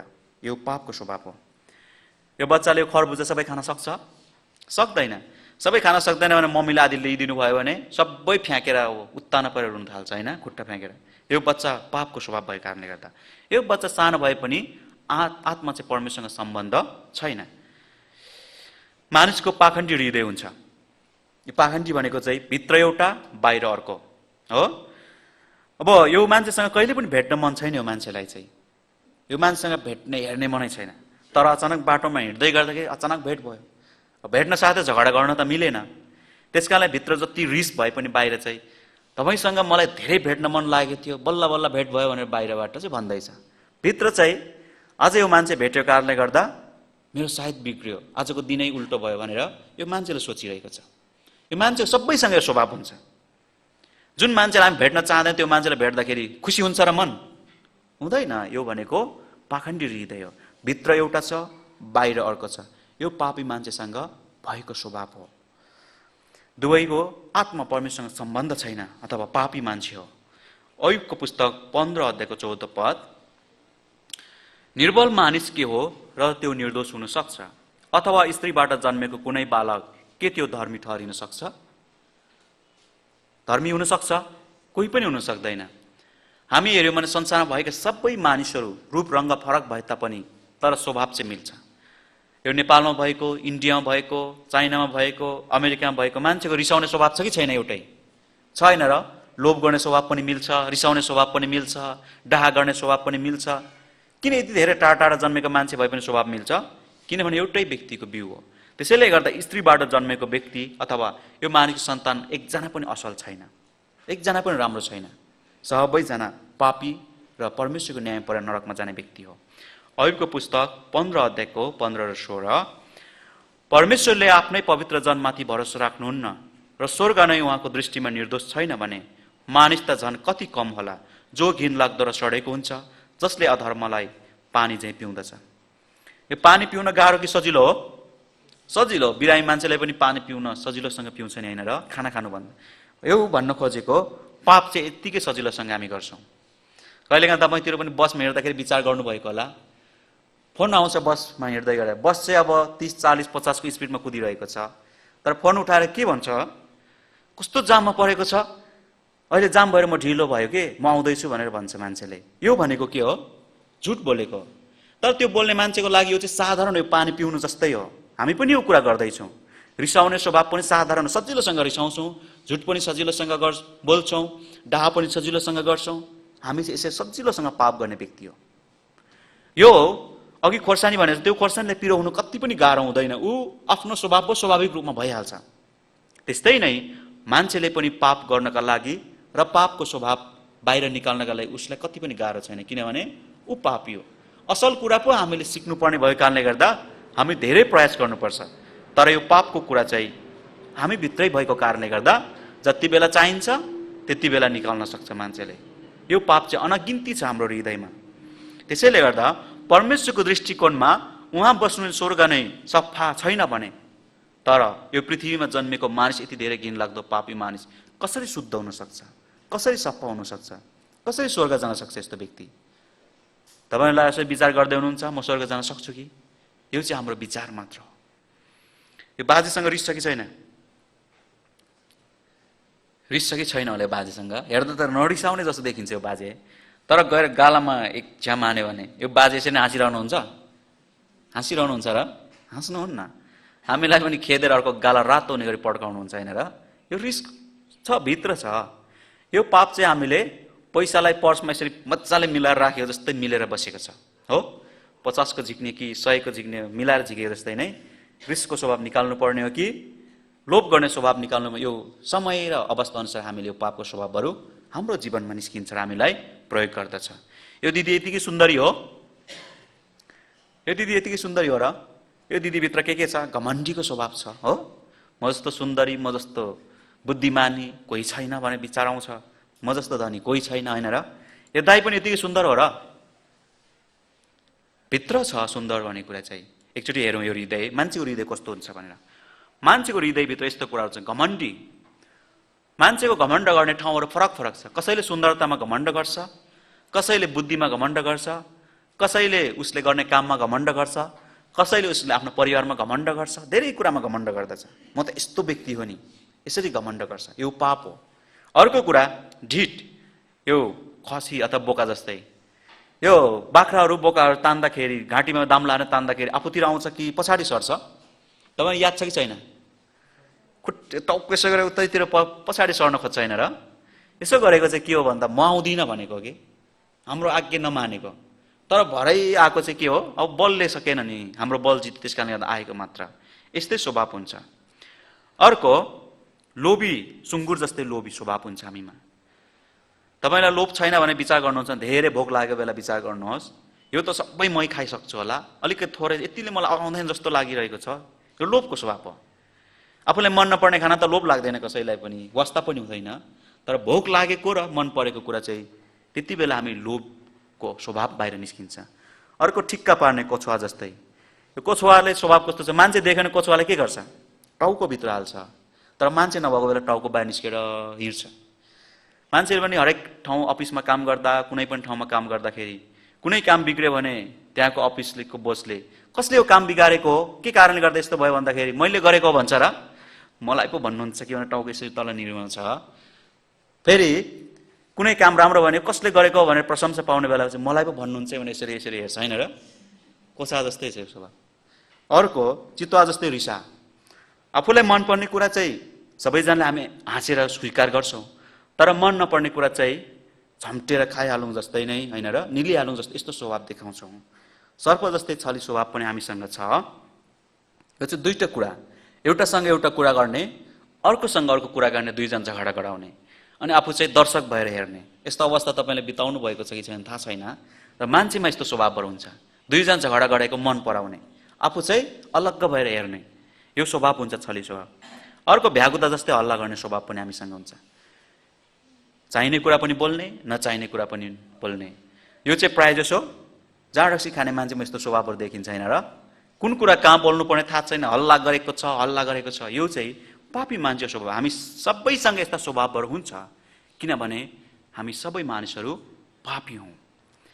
यिर्मयाको पुस्तक 2 अध्यायको 35 पदमा त भन्छस् म त निर्दोष छु, उहाँ मसित रिसाउनुहुन्न, तर मैले पाप गरेकी छैन भनी तैँले भनेको कारण म तेरो न्याय गर्नेछु। म कस्तो छु यो कुरा म आफैलाई थाहा छ कि मलाई भन्दा बढी परमेश्वरलाई थाहा छ। यो बुकले आफूले जान्दैन। यो बुकमा कतिवटा पेज छ, कस्तो कस्तो शब्द लेखेको छ आफैले थाहा छैन। किनभने यो बुकले आफै होइन, यो बुक आफै बनेको होइन, किनभने बनाउने व्यक्तिलाई मात्र थाहा छ यो बुकको विषयमा कतिवटा पेज छ, कस्तो शब्दहरू लेखेको छ। त्यस्तै नै मानिस कस्तो व्यक्ति हो, असल हो या खराब हो, धर्मी हो वा पापी हो, यो कुरा चाहिँ बनाउने व्यक्तिलाई थाहा छ। त्यसैले गर्दा कसैले पनि म परमेश्वरको अगाडि धर्मी हो, मसल हो भन्न सक्दैन, किनकि उहाँले बनाउनु भएको, उहाँलाई स्पष्ट थाहा छ हाम्रो स्वभावहरू। हामीले जन्मेदेखि अहिलेसम्म कतिवटा पाप गरिसक्यौँ, अहिले उठेदेखि अहिलेसम्म कतिवटा गल्ती विचार गरिसक्यौँ, सुत्ने बेला कति खराब कुराहरू सोच्यौँ, सबै पाप हुन्, यो कुरा हामी बिर्सिसक्यौँ। तर एकजना परमेश्वरलाई चाहिँ थाहा छ, उहाँले कहिले पनि भुल्नुहुन्न, हामी मानिस जस्तो उहाँ हुनुहुन्न। त्यसैले गर्दा कोही मान्छेलाई म त असल हो, म राम्रो हो, म धर्मी हो, म पापी होइन, म त धर्मी हो, मैले खराब काम नै गरेको छैन भनेर भन्छ भने परमेश्वरले त्यो व्यक्तिको न्याय अझ ठिक प्रकारले गर्नुहुन्छ। भजन सङ्ग्रह 38को 4मा मेरो अधर्महरूमा म शिरसम्म डुबिसकेको छु, मैले बोक्न नसक्ने गरी ती बढी गरौँ भएका छन्। जन्मिँदाखेरि हामी पापी भएर जन्मिन्छौँ, अलिकति पाप गर्छौँ, बालकपनको पाप, अझ बढ्छौँ अलिक धेरै पाप गर्छौँ, अझ झन् बढ्छौँ झन् धेरै पाप गर्छौँ, अझ बढ्छौँ झन् धेरै पाप गर्छौँ। यो भनेको के हो, जति हाम्रो उमेर बढ्दै जान्छ त्यति नै हामीसँग पापको स्वभाव अथवा पाप पनि बढ्दै जान्छ। यदि यो पापको तौल 4 ग्राम जति अथवा 10 ग्राम जति एउटा पापको तौल भए सबै पाप हामी कतिवटा गऱ्यौँ त्यो पाप बोक्न सक्छौँ? सक्दैन होइन र। पापको तौल नभएको कारणले हामी पाप नगरे जस्तो मात्र लागेको हो। तर पापको तौल हुने यसरी भारी जस्तै बोक्ने हो भने हामी यो मान्छे जस्तै बोक्न नसक्ने गरी पाप गरेका छौँ। हामी निहुरेर पनि उचाल्न नसक्ने पाप गरेका छौँ। हाम्रो पाप गर्नका लागि हरेक अङ्गहरू तयार छन्, क्रियाशील छन्। मान्छेले हेरेर सोचेर विचार गरेर हरेक तरिकाले पाप गर्दछ, किनकि हाम्रो अङ्गहरू पापको स्वभावले प्रयोग गरिरहेको छ। हामी पापको बिउले प्रयोग गरिरहेको, पापको बिउद्वारा जन्मेको कारणले गर्दा यो पापी स्वभावले हरेक समय प्रयोग गरिरहेको छ र नमरुन्जेलसम्म अन्तिम अवस्थामासम्म नै हामी पाप गर्दै जिइरहेका हुनेछौँ। सबै मान्छेको हृदय पापले भरिएको छ। हाम्रो यो हृदयलाई देख्न नसके पनि हामी आफैलाई त देख्न सक्छौँ, थाहा छ नि होइन र। मेरो हृदयभित्र कस्तो कस्तो स्वभाव छ हामी हरेकलाई स्पष्टसँग थाहा छ। यो चाहिँ पापी स्वभाव भएको कारणले गर्दा। भजन सङ्ग्रह 52को 3 पद, असलभन्दा खराब तिमी रुचाउँछौ र साँचो कुरा बोल्नुभन्दा बरु डाँट्नु तिमीलाई मनपर्छ। यो वचनले भनेको ठिक कुरा हो। हामीले ठिक कुरा बोल्नलाई कति धेरै प्र्याक्टिस गर्नुपर्छ, कति धेरै सिक्नुपर्छ होइन र। म यसरी बोल्नुपर्छ, त्यसरी बोल्नुपर्छ, कुनै कुरा कण्ठ गर्नलाई कति धेरैचोटि विचार गर्नुपर्छ। तर खराब कुरा गर्नका लागि यो कुरा गरिरहनु पर्दैन, अटोमेटिकली आउँदछ र हामीले असल गर्नुभन्दा खराब गर्न सजिलो छ र त्यही कुरा मनपर्छ। मान्छेले साँचो बोल्नुभन्दा झुट बोल्न धेरै मन पराउँछ होइन र। आजभोलि हामी चाहिँ जिस्किने कुरा पनि गर्छौँ, तर परमेश्वर दृष्टिकोणमा यी सबै कुरा चाहिँ नमिल्ने कुरा हुन्, पापको कुराहरू हुन्। बाइबलसँग, बाइबलको वचनसँग नमिल्ने कुराहरू सबै पापको स्वभाव र पापको कुराहरू हुन्। अघिको कुरालाई अझ राम्रोसँग हेरौँ पापको विषयमा। म पछि भन्नुहोस् है यो वचन। उहाँले भन्नुभयो मानिसबाट जे बाहिर निस्कन्छ त्यसैले मानिसलाई अशुद्ध पार्छ, किनकि भित्रबाट अर्थात् मानिसको हृदयबाट खराब विचार, व्यभिचार, चोरी, हत्या, परस्त्रीगमन, लोभ, दुष्टता, छल, छाडापन, ईर्ष्या, निन्दा, घमण्ड, मूर्खता निस्कन्छन्। यी सबै दुष्ट कुराहरू भित्रबाट निस्कन्छन् र मानिसलाई अशुद्ध पार्छन्। पापको स्वभाव यहाँ छ, हेर्नुहोस् त, यो सबै हाम्रो हृदयभित्र छ। यो स्वभावले तपाईँ र मलाई प्रत्येक समय प्रयोग गरिरहेको हुन्छ। यो भित्र भएका पापको कुराहरूलाई एउटा एउटा सबै हेर्न सक्दैनौँ, तर केही कुराहरू हेरौँ। हामीले खराब विचार हाम्रो हृदयमा छ नि, होइन र? हरेक समय हाम्रो भित्र खराब हृदय छ, खराब विचार छ। त्यस कारणले गर्दा हामी त्यसरी नै जिउँछौँ, बोल्छौँ र व्यवहार गर्छौँ। अर्को कुरा व्यभिचार। व्यभिचारको हृदय हामी सबैसँग छ। मानिसले व्यभिचारको स्वभावहरू यो हृदयमा बोकेर हिँडेको हुन्छ। तपाईँ र मैले व्यभिचार भनेको पुरुष र स्त्री बीचमा भएको ठिक प्रकारको सम्बन्ध अथवा विवाहित पुरुष र स्त्रीमा भएको सम्बन्ध भन्दा बाहिरको कुरालाई व्यभिचार हामी भन्छौँ। तपाईँ र मैले अरू स्त्री र पुरुषसँग कुनै सम्बन्ध त्यस्तो गरेका छैनौँ भनेर तपाईँले मैले व्यभिचार गरेको छैन जस्तो लाग्छ होला। तर बाइबलले भनेको व्यभिचारको पाप र मानिसले सोच्ने कुरा चाहिँ फरक छ। हामीले चाहिँ शरीरद्वारा गरिने कुरा मात्र पाप भन्छौँ, तर परमेश्वरले भन्नुहुँदाखेरि यो शरीरले होइन, हृदयले सोच्ने कुरा नै पाप भन्नुहुन्छ। एकचोटि यो व्यभिचारको विषयमा हामी एकचोटि अध्ययन गरौँ। मत्तीको पुस्तक 5 अध्यायको 27 देखि 28 पदसम्म। तिमीहरूले यसो भनेका सुनेका छौ, तैँले व्यभिचार नगर, तर म तिमीहरूलाई भन्दछु, जसले कोही स्त्रीलाई काम वास्नको इच्छाले हेर्दछ, त्यसले अघिबाट आफ्नो हृदयमा त्यससँग व्यभिचार गरिसकेको हुन्छ। तपाईँ र मैले कुनै पनि स्त्रीसँग गएर ठिक प्रकारको सम्बन्ध नगरे तापनि अथवा कुनै पनि खराब कुराहरू नगरे तापनि हामीले हृदयदेखि विचार गर्नु अथवा हृदयदेखि सोच्नु यो व्यभिचारको स्वभाव हो। त्यो स्त्रीप्रति आकर्षण हुनु, त्यो स्त्रीलाई खराब विचारले विचार गर्नु यो व्यभिचारको स्वभाव हो। पाप भनेको चाहिँ एकैचोटि शरीरबाट हुने कुरा होइन। पहिला हृदयमा सुरु हुन्छ, हृदयमा सोच्छ, हृदयमा विचार गर्छ। त्यसपछि त्यो पापको स्वभावहरू बढ्दै बढ्दै बढ्दै गएर पछि त्यो शरीरद्वारा गर्ने कुरा हो। एकचोटि यो फोटो हेरौँ। यो मान्छेले के कुरा सोचिरहेको छ? यो स्त्रीको विषयमा सोच्छ जहिले पनि, कति सुन्दरी छ हो, उसले बोल्ने शैलीहरू, उसको आँखा, उसको ओठ, सबै कुरा विचार गरिरहन्छ। अनि उसले यो कुरा दिनरात सोचेको कारणले गर्दा स्त्रीसँग दिनदिनै भेट्ने प्रक्रियाहरू बढ्दै गयो भने पछि पापमा परिवर्तन हुने, व्यभिचारमा परिवर्तन हुने, होइन र? परमेश्वरले चाहिँ यो मान्छे गएर स्त्रीसँग सम्बन्ध गर्दा नै व्यभिचार गर्यो भनेर मान्छेले भन्नुहुन्न, तर यो मान्छेले यो स्त्रीको विषयमा ठिक भन्दा बाहिर खराब कुराहरू अथवा गलत तरिकाले विचार गर्छ, त्यति बेला नै यो व्यक्तिलाई परमेश्वरले भन्नुहुन्छ त व्यभिचारी हो। संसारमा के विवाहित पुरुषहरू, विवाहित स्त्रीहरू, श्रीमान र श्रीमतीले मात्र हेरेर संसारभरि अन्तिमसम्म नै विचार गरेर जिउने मान्छेहरू छ होला? स्त्रीको विषयमा स्त्रीले के सोच्छ? यस्तो व्यक्तिसँग पो जीवन बिताउनु धेरै आनन्द छ, ह्यान्डसम पनि छ, बलियो पनि छ, होइन र? यस्तो विचार गर्छ। यो भनेको पापका स्वभावहरू हुन्। हरेक मानिसको हृदयमा छ। तपाईँले अहिले कसरी भन्ने होला यो कुरा त भनेर लाज लागेर तपाईँले भन्न डर लागे पनि हरेक व्यक्तिको हृदय तपाईँ आफूले हेर्दाखेरि स्पष्टसँग थाहा छ कि हरेक व्यक्तिसँग यो स्वभाव छ। मान्छेले हरेक समय यो कुरा विचार गरिरहेको छ, यो व्यभिचारको स्वभाव हो। यसरी स्त्रीहरूलाई खराब विचारले छुनु हो। तपाईँले गाडीहरूमा देख्नु भएन, धेरै कुराहरू यस्तो छ नि, होइन र? यो भनेको व्यभिचारको स्वभाव हो। मनभित्र छ।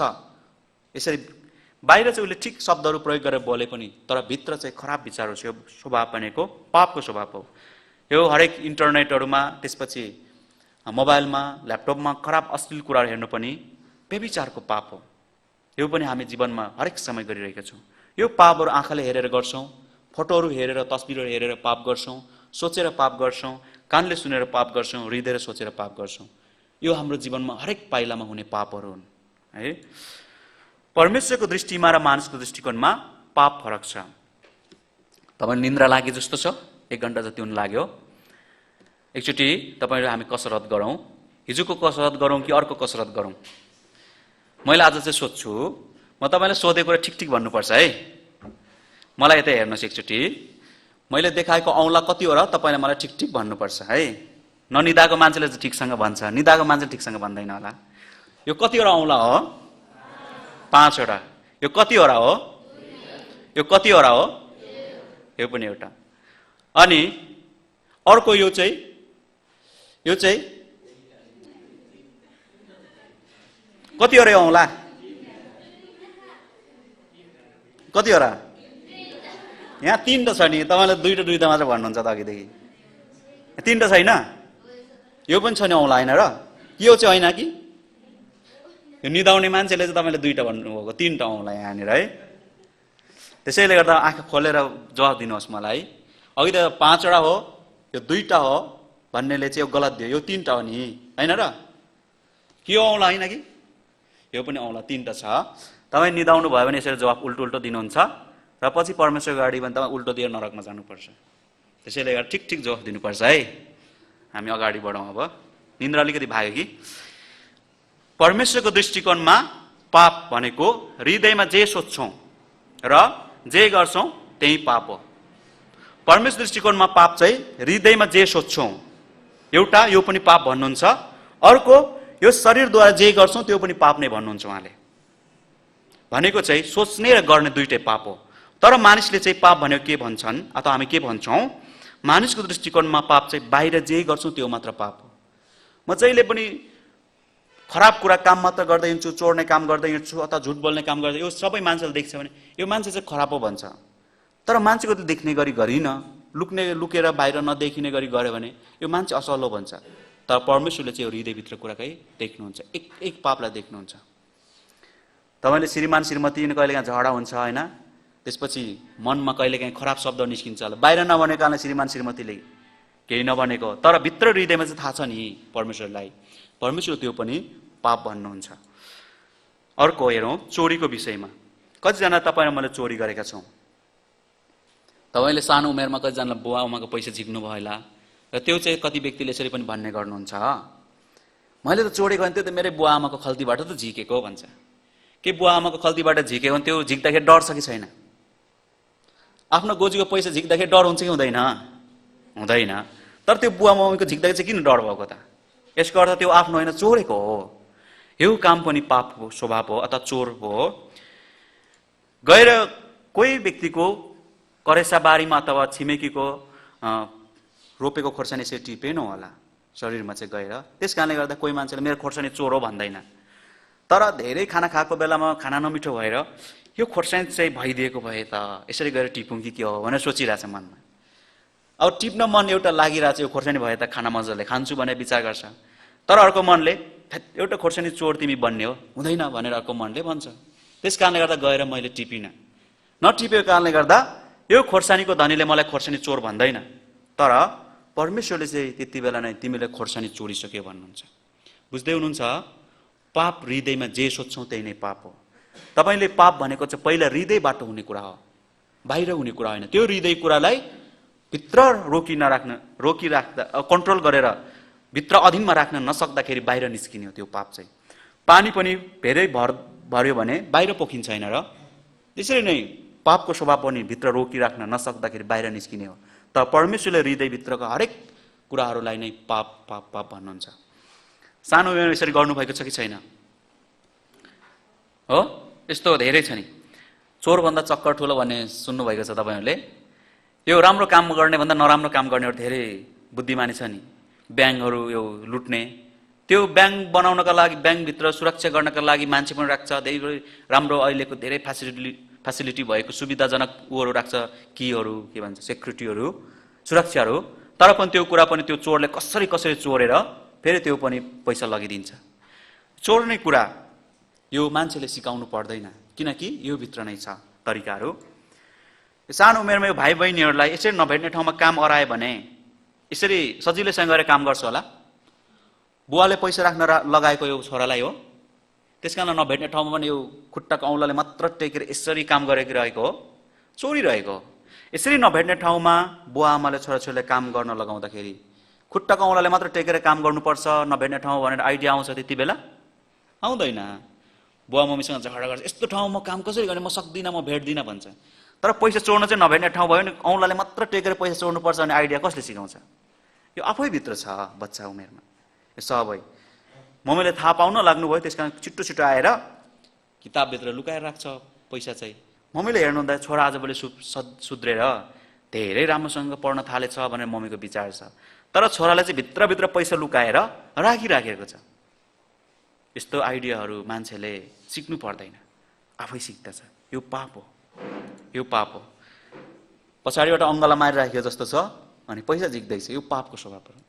कतिजनाको मोबाइल हराएर यसरी नै झिकेको नि होइन र हो, यो पापको स्वभाव। पापको स्वभाव भएको कारणले गर्दा मान्छेले यसरी गर्दछ। अर्को हत्याको विषयमा, कतिजना तपाईँलाई हत्या गर्नुभयो? सायद मान्छे नै मार्नु भएको हत्या चाहिँ तपाईँले विचार गर्नुहुन्छ कि या यो कुखुरा मार्नु, किरा मार्नु, हत्याको कुरा विचार गर्दै हुनुहुन्छ कि? कतिजनाले यसरी सोच्दाखेरि मैले धेरै किरा पनि मारेँ होला बाटोमा हिँड्दाखेरि, कुखुरा पनि काटेँ, खसी पनि काटेँ, म धेरै हत्यारा हो भन्छ। तर तपाईँलाई मैले यो हत्या सोधेको चाहिँ यो जनावर मार्ने हत्या होइन, यो किराहरू मार्ने हत्या होइन, मच्छरले यो रगत चुस्दाखेरि मारेको हत्या होइन, मान्छे मार्ने हत्या कुरा गरेको हो। तपाईँले मान्छेलाई नै मार्नु भएको हत्यारा हो भने चाहिँ यहाँ आएर अहिले बस्नु सक्नुहुन्न थियो, जेलमा हुनुहुन्थ्यो। तर तपाईँले हत्या चाहिँ हो, बाइबलले यो कुरा बताउँदछ। मान्छेले अघि नै दुईटा पापको विषय मैले बताइसकेँ। गैर यसरी शरीरद्वारा हत्या गरेन हो, गैर यो शरीरद्वारा हत्या नगरे पनि उसले मनदेखि मान्छेलाई, कोही व्यक्तिलाई घृणा गर्नु, उदेखि रिसाउनु नै हत्याको रूप हो। मान्छेले प्रेम गरेको मान्छेलाई हत्या गर्छ कि आफूलाई घृणा गरेको मान्छेको हत्या गर्छ? घृणा गरेको मान्छे हो। त्यो रिस र घृणा जब बढ्दै बढ्दै बढ्दै जान्छ तब उसले त्यो मान्छेलाई गएर हत्या गर्ने सम्भावना धेरै हुन्छ। त्यसैले गर्दा कोही मान्छेलाई तपाईँले श्राप गर्नु मनदेखि, यो मान्छे त मरे पनि हुन्थ्यो नि, किन बाँचिरहेको? कुनै मान्छे हुन्छ नि मन नपर्ने, अनुहार पनि हेर्न मन नलाग्ने होइन र? बाटोमा हिँडिरहेको बेलामा गाडीले हिलो छ्याप्यो भने के श्राप दिन्छ? पर गएर दुईटा चक्का खुस्किएर के हो, आजदेखि संसारमा बिदा होस्, संसारबाट, यस्तो विचार आउँछ मनमा, मरोस् भनेको हो, यस्तो विचार हाम्रो हृदयमा आउँछ। सबै हो हत्याको रूपहरू। हामीले परमेश्वरको दृष्टिकोणमा त्यति बेला त्यो मान्छेलाई मारिसकेका छौँ। यसरी भन्नुभयो प्रभुले हत्याको विषयमा, मत्तीको पुस्तक 5 अध्यायको 21 देखि 22सम्म, तिमीहरूले सुनेका छौ प्राचीन समयका मानिसहरूलाई यसो भनिएको थियो, तैँले हत्या नगर्नु, र जसले हत्या गर्छ त्यो दण्डको योग्य हुनेछ। पुरानो समयका मानिसलाई हत्या गर्नेलाई दण्ड पाउनेछ भनेर भनिएको थियो। तर प्रभुले यसरी भन्नुभयो, तर म तिमीहरूलाई भन्दछु, जो कोही आफ्नो भाइसँग क्रोध गर्दछ त्यो दण्डको योग्य हुनेछ। तर अब त क्रोध गर्नु, रिसाउनु, झगडा गर्नु नै दण्ड पाउने योग्यको काम गरेको। किनभने यही क्रोधबाट मान्छे हत्याको रूप लिने हो। यही क्रोध र रिसबाट मान्छेले मान्छेको हत्या गर्ने हो। कसैले पनि पहिला एकैचोटि मार्ने काम गर्दैन, भित्रबाट निस्किन्छ त्यो कुराहरू। त्यो स्वभावहरू बढ्दै गएपछि उसले हत्या गर्दछ। र जसले आफ्नो भाइको अपमान गर्दछ त्यो महासभामा जवाब त्यही हुनेछ। तर जसले आफ्नो भाइलाई त मूर्ख भन्छ त्यो नरकको जोखिम, आगोमा पर्ने जोखिममा हुनेछ। तपाईँले कतिजनाले भन्नुभयो होला नि, कुकुर भन्ने शब्द आउँछ मुखमा होइन, मूर्ख, काम नआउ, के आउँछ त्यति बेला। तपाईँलाई थाहा छ नि भित्रभित्र त्यो शब्दहरू, त्यो पापको स्वभावहरू। हाम्रो जीवन, हाम्रो दृष्टिकोण, हाम्रो विचारबाट यो साधारण कुरा हो। हामीले हेर्दाखेरि चाहिँ यो चाहिँ केही पनि नभएको जस्तो, तर बाइबल र परमेश्वरको दृष्टिकोणमा यो चाहिँ डरलाग्दो कुरा हो। मान्छेको विचारले तपाईँले नहेर्नुहोस् यो पापको कुराहरू, परमेश्वरको विचारबाट हेर्नुहोस्। मान्छेको विचारबाट हेर्नु भने त झगडा गर्न केही जस्तो लाग्दैन होइन र? एकछिनमा झगडा गऱ्यो फेरि मिलिहाल्यो, एकछिनमा झुट बोल्यो त्यो सिद्धिहाल्यो। यो चाहिँ मान्छेको विचारको साधारण जस्तो लाग्छ। तर बाइबल र परमेश्वरको दृष्टिकोणले पापलाई छुट्टी हेर्नुहोस्, पाप कति डरलाग्दो कुरा हो। इजरायली जातिलाई त्यति धेरै 1900 वर्षमा दण्ड दिने परमेश्वरले पापी मान्छेलाई बाँकी राख्नुहुन्छ? आफूले छान्नु भएको अनुग्रह, आफूले छानेर प्रेम गर्नुभएको जातिले यति दण्ड दिनुभयो भने हामी अन्य जाति जुन अनुग्रह पाएको, इजरायली जातिले इन्कार गरेको अनुग्रह पाएको व्यक्तिलाई यति धेरै पाप गर्नेलाई परमेश्वरले छोड्नुहुन्छ र?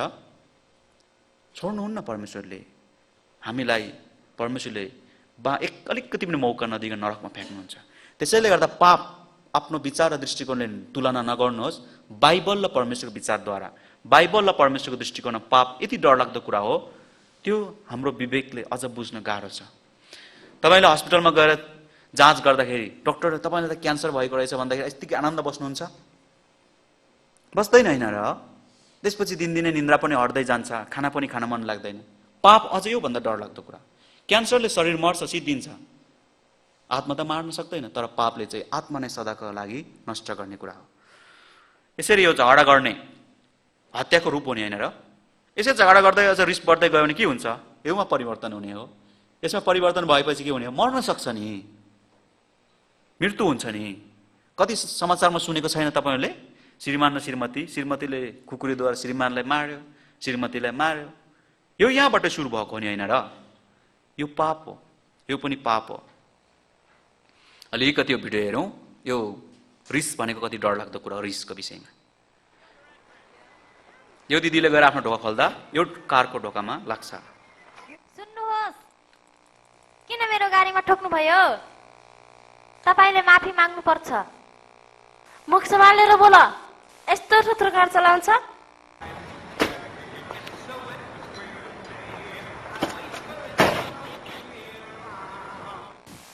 ए माफ गर्नुहोस्, यसै गरी भन्नु पर्छ।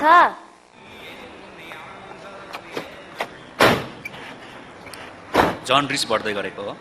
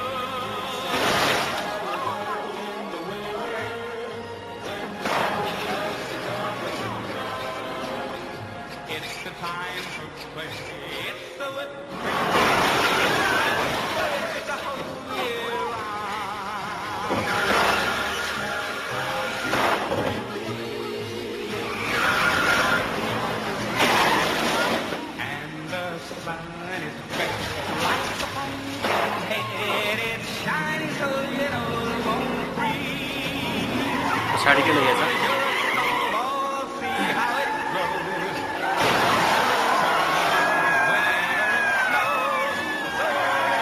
यसो गर्दा गर्दै दुईजना के हुनुपर्छ? मर्नुपर्छ। रिस भनेको साधारण जस्तो लाग्छ नि तपाईहरुलाई? यो मृत्यु हो। रिस हुनु भनेको चाहिँ मृत्यु हो। त्यसैले गर्दा तपाईहरुले मैले हत्या गरेको छैन नभन्नुस्। कतिजना मान्छेले हृदयदेखि सराप्नु भएको छ हैन? कतिजना त मारिसक्यो हामीले, शरीर पनि नमारेको तर मनदेखि चाहिँ सिद्धाइसकेको हामीले, होइन र? घृणा गरेका छौं, रिस गरेका छौं, सबै यो हत्याको रूपहरू हुन्। त्यसैले गर्दा हामी परमेश्वर दृष्टिकोणमा व्यभिचारी हो, परमेश्वर दृष्टिकोणमा हामी चोरी गर्ने मान्छे हो, परमेश्वर दृष्टिकोणमा हामी हत्यारा पनि हो। अर्को कुरा, बोलीले पनि धेरै पाप गर्दछ मान्छेले। असावधान वचनले मानिसलाई तरवारले झैं खोज्छ। हितोपदेशक 12 अध्यायको 18 पदमा मैले बोलेको हरेक बोलीले मान्छेको हृदय धेरै दुख्छ, यो पाप हो। म कसरी बोल्दैछु थाहा छैन, तर यो चाहिँ तीको तरवारले घोचेको भन्दा पनि हृदयमा धेरै चोट पुर्याउँछ। यसरी नै हो, यसले हानेको भन्दा पनि यो मुखबाट निस्केको बोलीले धेरै चोट पुर्याउँछ, यो पाप हो। तपाईले विचार गर्दाखेरि यो साधारण जस्तो लाग्ला, तर यो नरकमा पुर्याउने पाप हो। तपाईले बोल्नुहुन्छ हैन र मान्छेसँग? पापको स्वभाव। यसरी मान्छे कुरा काट्दा चाहिँ रमाइलो हुन्छ हैन र? हो नि? धेरै मिठो लाग्छ, तर परमेश्वर दृष्टिकोणमा यो पाप भइरहेको हुन्छ। यो दुईटै स्त्रीले यहाँ मिलेर कुरा काटिरहेको छ, उसलाई रिस उठिसकेको छ, यो पापको स्वभाव हो। कुरा काटिरहेको कति मजा लागेको होला हैन र? मिठो खाना खाएको भन्दा पनि मुख ठुलो गरेर हरा त्यसो पो भन्दै चाहिँ हामीले पनि धेरै कुरा काट्छौँ, यो पापको स्वभाव हो। मान्छेले मुखबाट के कुरा बोल्छ? म तिमीहरूलाई भन्दछु, हरेक व्यर्थको कुरा जो मानिसहरू बोल्दछन्, न्यायको दिनमा तिनीहरूले त्यसको लेखा दिनुपर्नेछ। व्यर्थको कुरा भनेको यस्तो कुराहरू निस्किन्छ कि निस्किँदैन मुखबाट? धेरै निस्किन्छ हैन र? यो सबैको लेखा परमेश्वरको न्यायको अगाडि दिनुपर्छ, किनकि यो बाइबलले भनेको। यदि बाइबल सत्य हो भने बाइबलले भनेको कुरा त पूरा हुन्छ नि हैन र? बाइबल सत्य होइन भने यो कुरा पूरा हुँदैन। तर बाइबल त सत्य हो, बाइबलले भनेको कुरा त ठिक हो। हामी आज 3 दिन भइसक्यो अध्ययन गरेको, बाइबलले भनेको कुरा कुनै झुटै छैन, सबै प्रमाण छ। नभए यो कुरा पनि त सत्य हो नि, बाइबल यो पाप हो, यो नरकमा जाने पाप हो भन्दाखेरि यो कुरा ठिक हो नि। तर हाम्रो विचारले चाहिँ यो साधारण जस्तो लाग्छ। मान्छेले जुन कुरा दैनिक गर्छ नि त्यो कुरा साधारण जस्तो लाग्छ। खाना खान हामीलाई गाह्रो जस्तो लाग्छ र? त्यसरी हामीले दिनै पाप गरेको कारण हाम्रो विचारमा चाहिँ साधारण जस्तो लाग्छ। तर परमेश्वरको दृष्टिकोण परमेश्वर तर्फबाट यो चाहिँ डरलाग्दो कुरा हो। डरलाग्दो कुरा। कहिले पनि यो ठुलो ठुलो यो पुलहरू नतरेको मान्छे, खोलाहरू नतरेको मान्छेको लागि डर लाग्ने हुने होइन र। तर दिनदिनै तरेको मान्छेले यो डर लाग्नै हुँदैन। त्यस्तै नै हाम्रो लागि चाहिँ पाप दिनदिनै गरे साधारण जस्तो भएको। तर परमेश्वरको तर्फबाट यो पाप अति नै डरलाग्दो, यो नरकमा पुर्याउने पाप हो। बाइबलले यो कुरा बताउँदछ। न्यायको दिनमा हरेक व्यक्तिले यसको लेखा दिनुपर्दछ, एक एक पापको लेखा दिनुपर्छ। त्यसैले गर्दा तपाईँहरू त्यहाँ बसेर मैले यसो गरेको साधारण जस्तो विचार नगर्नुहोस्, कति धेरै ठुलो पाप हो भनेर यो कुरा तपाईँले बुझ्नुहोस्। अर्को लोभ। लोभ त हाम्रो हर समय आउँछ। राम्रो लुगा देखे पनि लोभ लाग्छ, दिदीबहिनीहरूलाई प्रायः राम्रो गहना देख्यो भने लोभ लाग्छ, होइन र? आजभोलि धेरै प्रकारको लुगा पनि निस्केको छ। आजभोलि धेरै सबैभन्दा प्रयोग हुने मोबाइल धेरै प्रकारको निस्के लोभ लाग्छ। हामीलाई साधारण जस्तो लाग्छ, तर यो सबै पापको स्वभावहरू हुन्। यो मान्छेको जिब्रो यति साधारण समय यति लामो निस्किन्छ र हाम्रो जिब्रो यहाँसम्म निस्किने नै साधारणता होइन र। तर यहाँसम्म त कति बेला निस्केको हो? यो आँखाभरि के छ?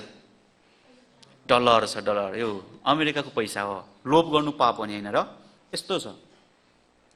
यसले के गर्ने हो? पैसा जम्मा गरेर यस्तो गाडी चढ्ने मन छ, यस्तो घर बनाउने मन छ, यो सबै लोभ हो।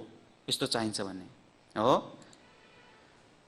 एकचोटि यो लोभलाई राम्रोसँग विचार गर्यो भने मान्छेले हरेक समय आफ्नो जीवनमा लोभ गरिरहेको हुन्छ।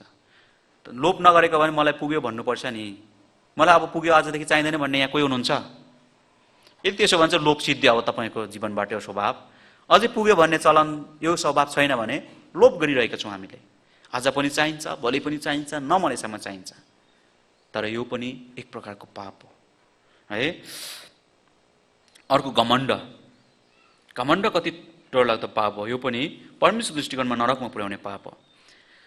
दुईजनाको झगडा पर्यो, कति धेरै यहाँ चाहिँ माफ मागिरहेको छ, तर यो श्रीमतीले चाहिँ अथवा यो स्त्रीले चाहिँ के गरिरहेको छ? सुन्न मन छैन। आँखा पनि टेढो टेढो बनाएर आँखा पनि बलिरहेको छ। हेर्नुहोस् त, घमण्डी हुँदाखेरि सुन्न मन छैन। मलाई माफ गरिदियो भन्दाखेरि पनि मन छैन माफ दिने। यो घमण्डीपन हो। स्त्री मात्र हो र, पुरुष पनि त्यस्तै छ नि। यहाँ के भनिरहेको छ सुन्ने मनै छैन। यो घमण्डीपन हो। यस्तो घमण्डी स्वभावहरू हाम्रो हृदयमा हुन्छ। छोराछोरीसँग घमण्डी हुन्छ, बुवा आमासँग घमण्डी हुन्छ, श्रीमान श्रीमतीमा, साथीभाइमा, हरेक ठाउँमा घमण्डी हुन्छ। यो सबै पापको स्वभावहरू हुन्। अर्को पनि हेरौँ, मूर्खता। मैले छोटकरै भनेको चाहिँ मूर्खता यो राम्रो काम हो कि मूर्ख काम हो? यो काम गर्दा गर्दै यहाँनिर एकजना हार्छ, एकजना जित्छ। यो हार्नेलाई रिस उठेर झगडा पर्यो भने यसले के निम्त्याउँछ? मृत्यु निम्त्याउँछ। त्यसपछि जेलमा जानुपर्छ। हत्याको रूप हो लिन्छ यसले। यो भनेको मूर्ख काम हो। अनि यो पनि के हो? मूर्ख काम हो।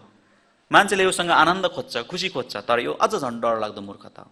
यो खाएपछि शरीरमा पनि समस्या आउँछ। यो खाएपछि यो मुखबाट के निस्किन्छ थाहा छैन। कहाँ सुत्नु पर्ने त्यो पनि थाहा छैन। जुत्ता कता हो, खुट्टा कता हो त्यो पनि थाहा छैन, होइन र? खुट्टाले मात्र हिँड्दा जुत्ता लगाइरह जस्तो लाग्ने होला। सबै यो अवस्थामा हुन्छ हो। बाइबल लेखेको छ म त माथि आकाशमा उडिरहेको छु जस्तो हो, महासमुद्र बीचमा छु जस्तो, यस्तो विचार आउँछ। यो सबै के हो? पापको स्वभावहरू। हाम्रो जीवनबाट यो पाप गरिरहेका छौँ। त्यसैले गर्दा यी पापहरू सबै नरकमा पुर्याउने पाप हो। अब रोमीको पुस्तकबाट एकचोटि हेरौँ। रोमीको पुस्तकले पापको विषयमा यसरी कुरा गर्दछ। रोमी 1 अध्यायको 29 देखि 31 पदसम्म म विस्तार पढिदिन्छु। तिनीहरू सबै किसिमका बदमासी, दुष्टता, लोभ, इबिले भरिएका छन्। तिनीहरू डाहा, हत्या, झैझगडा, छल, बदकाइले भरिएका हुन्छन्। र तिनीहरू कुरौटे र बदनाम गर्ने, परमेश्वरलाई घृणा गर्ने, ढिठ, अहङ्कारी, अभिमानी, दुष्ट कुरा रचिट्ने, आमा बुबाको आज्ञा पालन नगर्ने, मूर्ख, विश्वासघाती, निर्दयी र क्रूर हुन्छन्। यहाँ धेरै पापहरू छन्। यो रातोमा लेखे सबै पापहरू हुन्। तपाईँ र मेरो हृदयमा सबैसँग छैन र यस्तो कुराहरू छ। तपाईँले चाहिँ कुनै यो भित्र लेखेको यो शब्दको अर्थ नबुझेको कारणले यो चाहिँ मसँग छैन जस्तो लाग्ला होला तपाईँलाई। उदाहरणको लागि यो कुरौटे भनेको के हो नबुझ्नेले, मसँग त कुरौटे गर्ने बानी नै छैन, तर कुरा त काट्दै हिँड्छ नि, होइन र? यसले नै कुरौटे भन्छ। सबै मान्छेसँग यो बाइबलले बताएको स्वभाव सबैसँग छ। यति मात्र फरक हो, कति व्यक्तिले बाहिर देखाएर गर्छ, कति व्यक्तिले लुकाएर गर्छ, कति व्यक्तिले थाहा नपाउने गरी गर्छ, कसैले चाहिँ मान्छेको गाडी गर्छ। यो मात्र फरक हो, तर स्वभाव चाहिँ सबैसँग नै छ है, सबैसँग छ। त्यसैले गर्दा पाप भनेको यति डरलाग्दो हो। एकचोटि यो भित्र भएको कुरा एउटालाई हेरौँ, आमा बुवाको आज्ञा पालन नगर्नु पनि परमेश्वरको दृष्टिकोणमा पाप हो। आमाले छोरालाई चुप लाग भनेर अघिदेखि भनिरहेको छ, तर छोरा झन् ठुलो स्वरमा कराउँदैछ। यो पाप हो, यो अनाज्ञाकारिता हो, मम्मी बुवाले नमानेको हो। बुवाले के भनिरहेको छ पछाडिबाट, तर सुन्नु मन छैन, कान थुनेर बसिरहेको छ। यो सबै अनाज्ञाकारी हो। स्कुलमा टिचरले पढिरहेको छ, शिक्षकले पढाइरहनु भएको छ अगाडिबाट, तर पछाडि खेल्दैछ।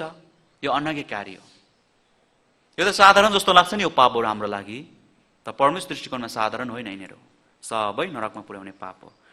मानिसको हरेक शरीरको अङ्गले प्रत्येक समय पाप गर्दछ। हाम्रो कुन चाहिँ अङ्ग छ असल गर्ने, कुन चाहिँ अङ्गले राम्रो काम गर्दछ छ कि खराब मात्र गर्दछ?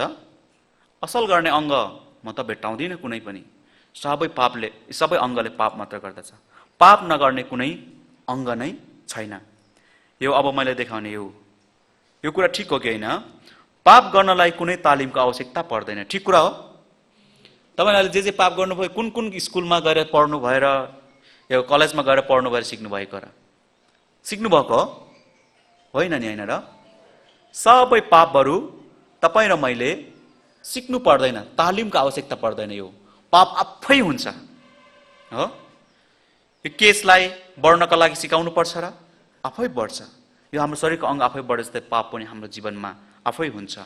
यो कारण चाहिँ हामी पापको बिउद्वारा जन्मेको कारणले गर्दा हो है। सुन्तलाको बोटले सुन्तलाको फल फल्न सिकाउनु पर्दैन। भित्र केसरा राख्नुपर्छ भने सिकाउनु पर्दैन। यस्तो पात हुनुपर्छ भने सिकाउनु पर्दैन। बिउ रोप्ने हो, आफै सुन्तला फलाउँछ। त्यस्तै नै पापी मान्छेले कुनै पनि हालतमा पाप गर्नका लागि आइडियाहरू सिकिरहनु, तरिकाहरू सिकिरहनु पर्दैन।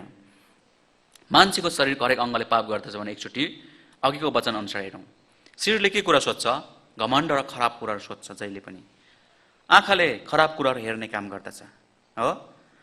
तपाईँ र मैले विद्यार्थीहरूले स्कुलको किताबहरू पढ्न थाले, निन्द्रा लाग्छ छिटै।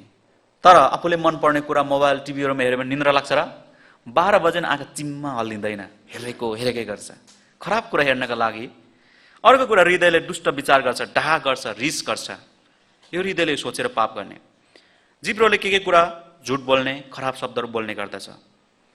हातले खराब बानी, मान्छेलाई पिट्ने, चोर्ने यो काम गर्दछ। खुट्टाले खराब ठाउँमा छिटो छिटो जान यो शरीरलाई पुर्याउने काम गर्दछ। तपाईँले देख्नुहुन्छ कुनै अङ्ग छ असल काम गर्ने? एउटा पनि यस्तो अङ्ग छैन जसले असल काम गर्दछ। हरेक समय पाप पाप पाप गर्दछ। यदि धेरै पाप गर्ने मान्छे स्वर्गमा जान्छु भन्ने आशा छ? छैन, होइन र? कुनै पनि हालतमा छैन। स्वर्गमा जाने आशा छैन। या हाम्रो भित्र हृदयको पापलाई यसरी बाहिर निस्क्यो भने चाहिँ देखिने हो। तर पाप के भइरहेको छ? यो भित्र यसरी मिलेर बसेको कारण पो नदेखेको त। बाहिर यसरी छ भने देखिन्छ नि एकचोटि, यसरी छ भने। तर हाम्रो पाप यसरी लुकेको कारणले गर्दा नदेखेको। ओहो, यो मान्छे त कति सुन्दर हो, कति सुन्दरी हो, कति राम्रो हो, तर यो कुरा देखेको नदेखेको कारणले गर्दा। यो चाहिँ पापको स्वभावहरू सबै हाम्रो हृदयभित्र लुकेर राखेको छ। तर परमेश्वरज्यूले हेर्नुहुँदा यो हृदयलाई कुनै कुरा छेक्दैन। जसरी हामीले सबै कुरा हाम्रो आँखाले यसरी निहाल्न सक्छ, त्यसरी नै परमेश्वरको आँखाले स्पष्ट रूपमा देख्न सक्छ। तपाईँलाई मैले अहिले यसरी देख्न सक्छु नि, होइन र? तपाईँको अनुहार, तपाईँको अवस्था देख्न सक्छु यहाँबाट। त्यसरी नै परमेश्वरले पनि मानिसको हृदयलाई स्पष्ट रूपमा देख्न सक्नुहुन्छ। एकचोटि यो चित्रलाई हेरेर मलाई उत्तर दिनुहोस्। यहाँ 3 जना मानिसहरू छन्। यो 3 जना व्यक्तिले गर्ने पापहरू चाहिँ फरक छ। यो व्यक्तिले 2टा पाप गर्यो, यो व्यक्तिले 4टा पाप गर्यो, यो व्यक्तिले 7वटा पाप गरेको छ। कुन चाहिँ पापी हो यो 3 जना मध्ये र नरकमा जाने पापी को हो? 3 जना पापी हो र 3 जना नरकमा जाने पापी हो। कति मान्छेले यसरी सोध्छ, त्यो हत्यारा, त्यो मान्छे मार्ने पो नरकमा त जान्छ, त्यो खराब काम गर्ने मान्छे, म त कहाँ खराब काम नै गरेको छैन भनेर भन्छ। तर परमेश्वरको दृष्टिकोणमा त्यो मान्छेले एकचोटि त झुट बोलेको होला नि, होइन र? एकचोटि त त्यो मान्छेले कुनै न कुनै लोभ गरेको होला नि, त्यो पनि पाप नै हो। 1000 जना मारे पनि पाप नै हो, हत्याराको पाप नै हो। 1 जना मार्नु पनि हत्यारा नै हो। 100वटा पाप गरे पनि पाप नै हो। अलिकति एउटा मात्र पाप गरे पनि पाप नै हो। अझै पनि तपाईँलाई म अनुरोध गर्न चाहन्छु, त्यहाँ बसेर तपाईँले पापलाई आफ्नो विचारबाट तुलना नगर्नुहोस्। परमेश्वर र बाइबलद्वारा पापलाई हेर्दाखेरि पाप परमेश्वर दृष्टिकोणमा सानो या ठुलो होस्, यो पापले नरकमा पुर्याउने पाप हो। कुनै पनि हालतमा हामी पापी मान्छे स्वर्गमा जान सक्दैन। यो कुकुर र बाघको बच्चाहरू सँगै खेलिरहेका छन्। कुकुरले चाटिरहेको छ। यो बाघको बच्चाहरू ठुलो भएपछि, यति ठुलो भएपछि यो कुकुरसँग यसरी खेलिरहन्छ कि खाइदिन्छ कुकुरलाई? खाइदिन्छ। तर यो खाने स्वभाव, यो कुकुरलाई खाने स्वभाव मन चाहिँ यो सानोमा पनि हुन्छ, तर अहिले बलले सक्दैन। त्यस कारणले गर्दा यो बच्चा हेर्दाखेरि यो बच्चा पछि बढेर यसले हत्या गर्छ जस्तो लाग्छ राम्रो हेर्दा। ओहो कति राम्रो बाबु भन्छ सबैले। तर पछि बढेपछि यो बाबुले के गर्छ? यस्तो काम गर्छ। यो पाप हो। त्यस कारणले गर्दा बाइबलले के भन्दछ? हरेक मानिस पापी हो र नरकमा जाने व्यक्ति हो। नरकको गन्तव्य यो व्यक्तिको सबैजनाको। प्रकाश 21 को 8 अध्यायमा हेर्यौँ भने को नरकमा जानेछ? डरपोकहरू नरकमा जानुपर्छ, व्यभिचारी नरकमा जानुपर्छ, अविश्वासीहरू नरकमा, जादुगरहरू, घिनलाग्दा भएकाहरू, मूर्ति पूजकहरू, हत्याराहरू, झुटा बोल्नेहरू सबै यो आगो र गन्धक दन्कने कुण्डमा जानुपर्छ। यो हो पापीको गन्तव्य। तपाईँ र मेरो लागि अर्को ठाउँ जान्छु भनेर कल्पना नगरे पनि हुन्छ। तपाईँको जीवनमा यी पापहरूमध्ये एउटा भन्दा एउटा सानो पाप बाँकी रहे तापनि नरकमै झर्नुपर्छ। यो भित्र सानो थोरै मात्र बिख हालेर दियो भने पिउन सक्छ र मान्छेले? एक बिर्को हाल्नु पर्दैन, अलिकति मात्र हाले पनि यो बिख नै हो, पाप नै हो, नरकमै जाने हो। त्यसैले गर्दा तपाईँले पापलाई साधारण तरिकाले र आफ्नो तरिकाले विचार नगर्नुहोस्। म पछि भन्नुहोस्, मानिसको हृदय सबै कुरा भन्दा छली हुन्छ र त्यसलाई निको पार्न सकिँदैन। त्यसलाई कसले जान्न सक्छ र? हरेक मानिसलाई त्यसको चाल अनुसार र त्यसका कर्मको फल अनुसार इनाम दिनलाई म परमप्रभु मानिसको हृदय तलास गर्छु, त्यसका मनको जाँच गर्छु। म छुटे जस्तै माफ गर्नु, त्यसका मनको म जाँच गर्छु। यहाँ हेऱ्यौँ भने मानिसको हृदय सबै कुरा भन्दा छली हुन्छ भनेको छ। बाइबलले भनेको कुरा ठिक हो? कसरी यो बाइबलले ठिक कुरा भन्न सक्यो मानिसको हृदय छली हुन्छ भनेर? किनभने यो परमेश्वरको वचन हो। त्यो परमेश्वरज्यू को हुनुहुन्छ? तपाईँ र मलाई आमा गर्भमा बनाउने व्यक्ति हुनुहुन्छ। बनाउने व्यक्तिलाई बनाएको कुरा कस्तो छ थाहा हुन्न र? सबै थाहा हुन्छ। त्यसैले गर्दा बाइबलले भनेको कुरा ठिक हो। मानिसको हृदय सबै कुरा भन्दा छली हुन्छ। यो छली हृदयलाई कसैले जान्न सक्दैन। कसले मात्र जान्दछ? एकजना परमेश्वरले नै। र न्याय गर्ने पनि को हो? त्यही एकजना परमेश्वर नै हो। मान्छेले संसारको यो न्यायाधीशहरूलाई आँखा छलेर पैसा दिएर न्याय बिगार्छ, घुस दिएर। तर परमेश्वर गरी त्यस्तो चल्दैन कति पनि। अहिले संसारमा अहिले दिदीबहिनी अगाडि भन्छ नि, लेडिज फर्स्ट। जहाँ पनि अलिकति दिदीबहिनीलाई चाहिँ के भन्छ, ग्राह्यता दिनुपर्छ। स्वर्गमा त्यस्तो हुँदैन। तपाईँको पापको पुरुष जत्तिकै तपाईँको न्याय हुने हो। त्यसैले दिदीबहिनीहरू पनि स्वर्गमा हाम्रो छुट हुन्छ भनेर नसोच्नुहोस् है। पाप बराबर न्याय हुने हो स्वर्गमा। सबै मानिसको पापको लेखा हुन्छ। यो दुईटा कप आज नयाँ वर्षको दिन हो। तपाईँलाई मैले नयाँ वर्षको शुभकामनामा कुन कप दिँदाखेरि मन पर्छ वास्तवमा विचार गऱ्यो भने ठुलो होइन र? यो सानो दिन, यो सानो यो त भन्ने मन आइहाल्छ नि बाहिर नभने पनि। तर ठुलो दियो भने चाहिँ धेरै खुसी लाग्छ। तर मैले खानेकुरा यो ठुलो र सानोमा दुईटा भरेर दिएँ भने कुनको खाने हो? सानोको खाने। मान्छेको हृदय यस्तै नै हो।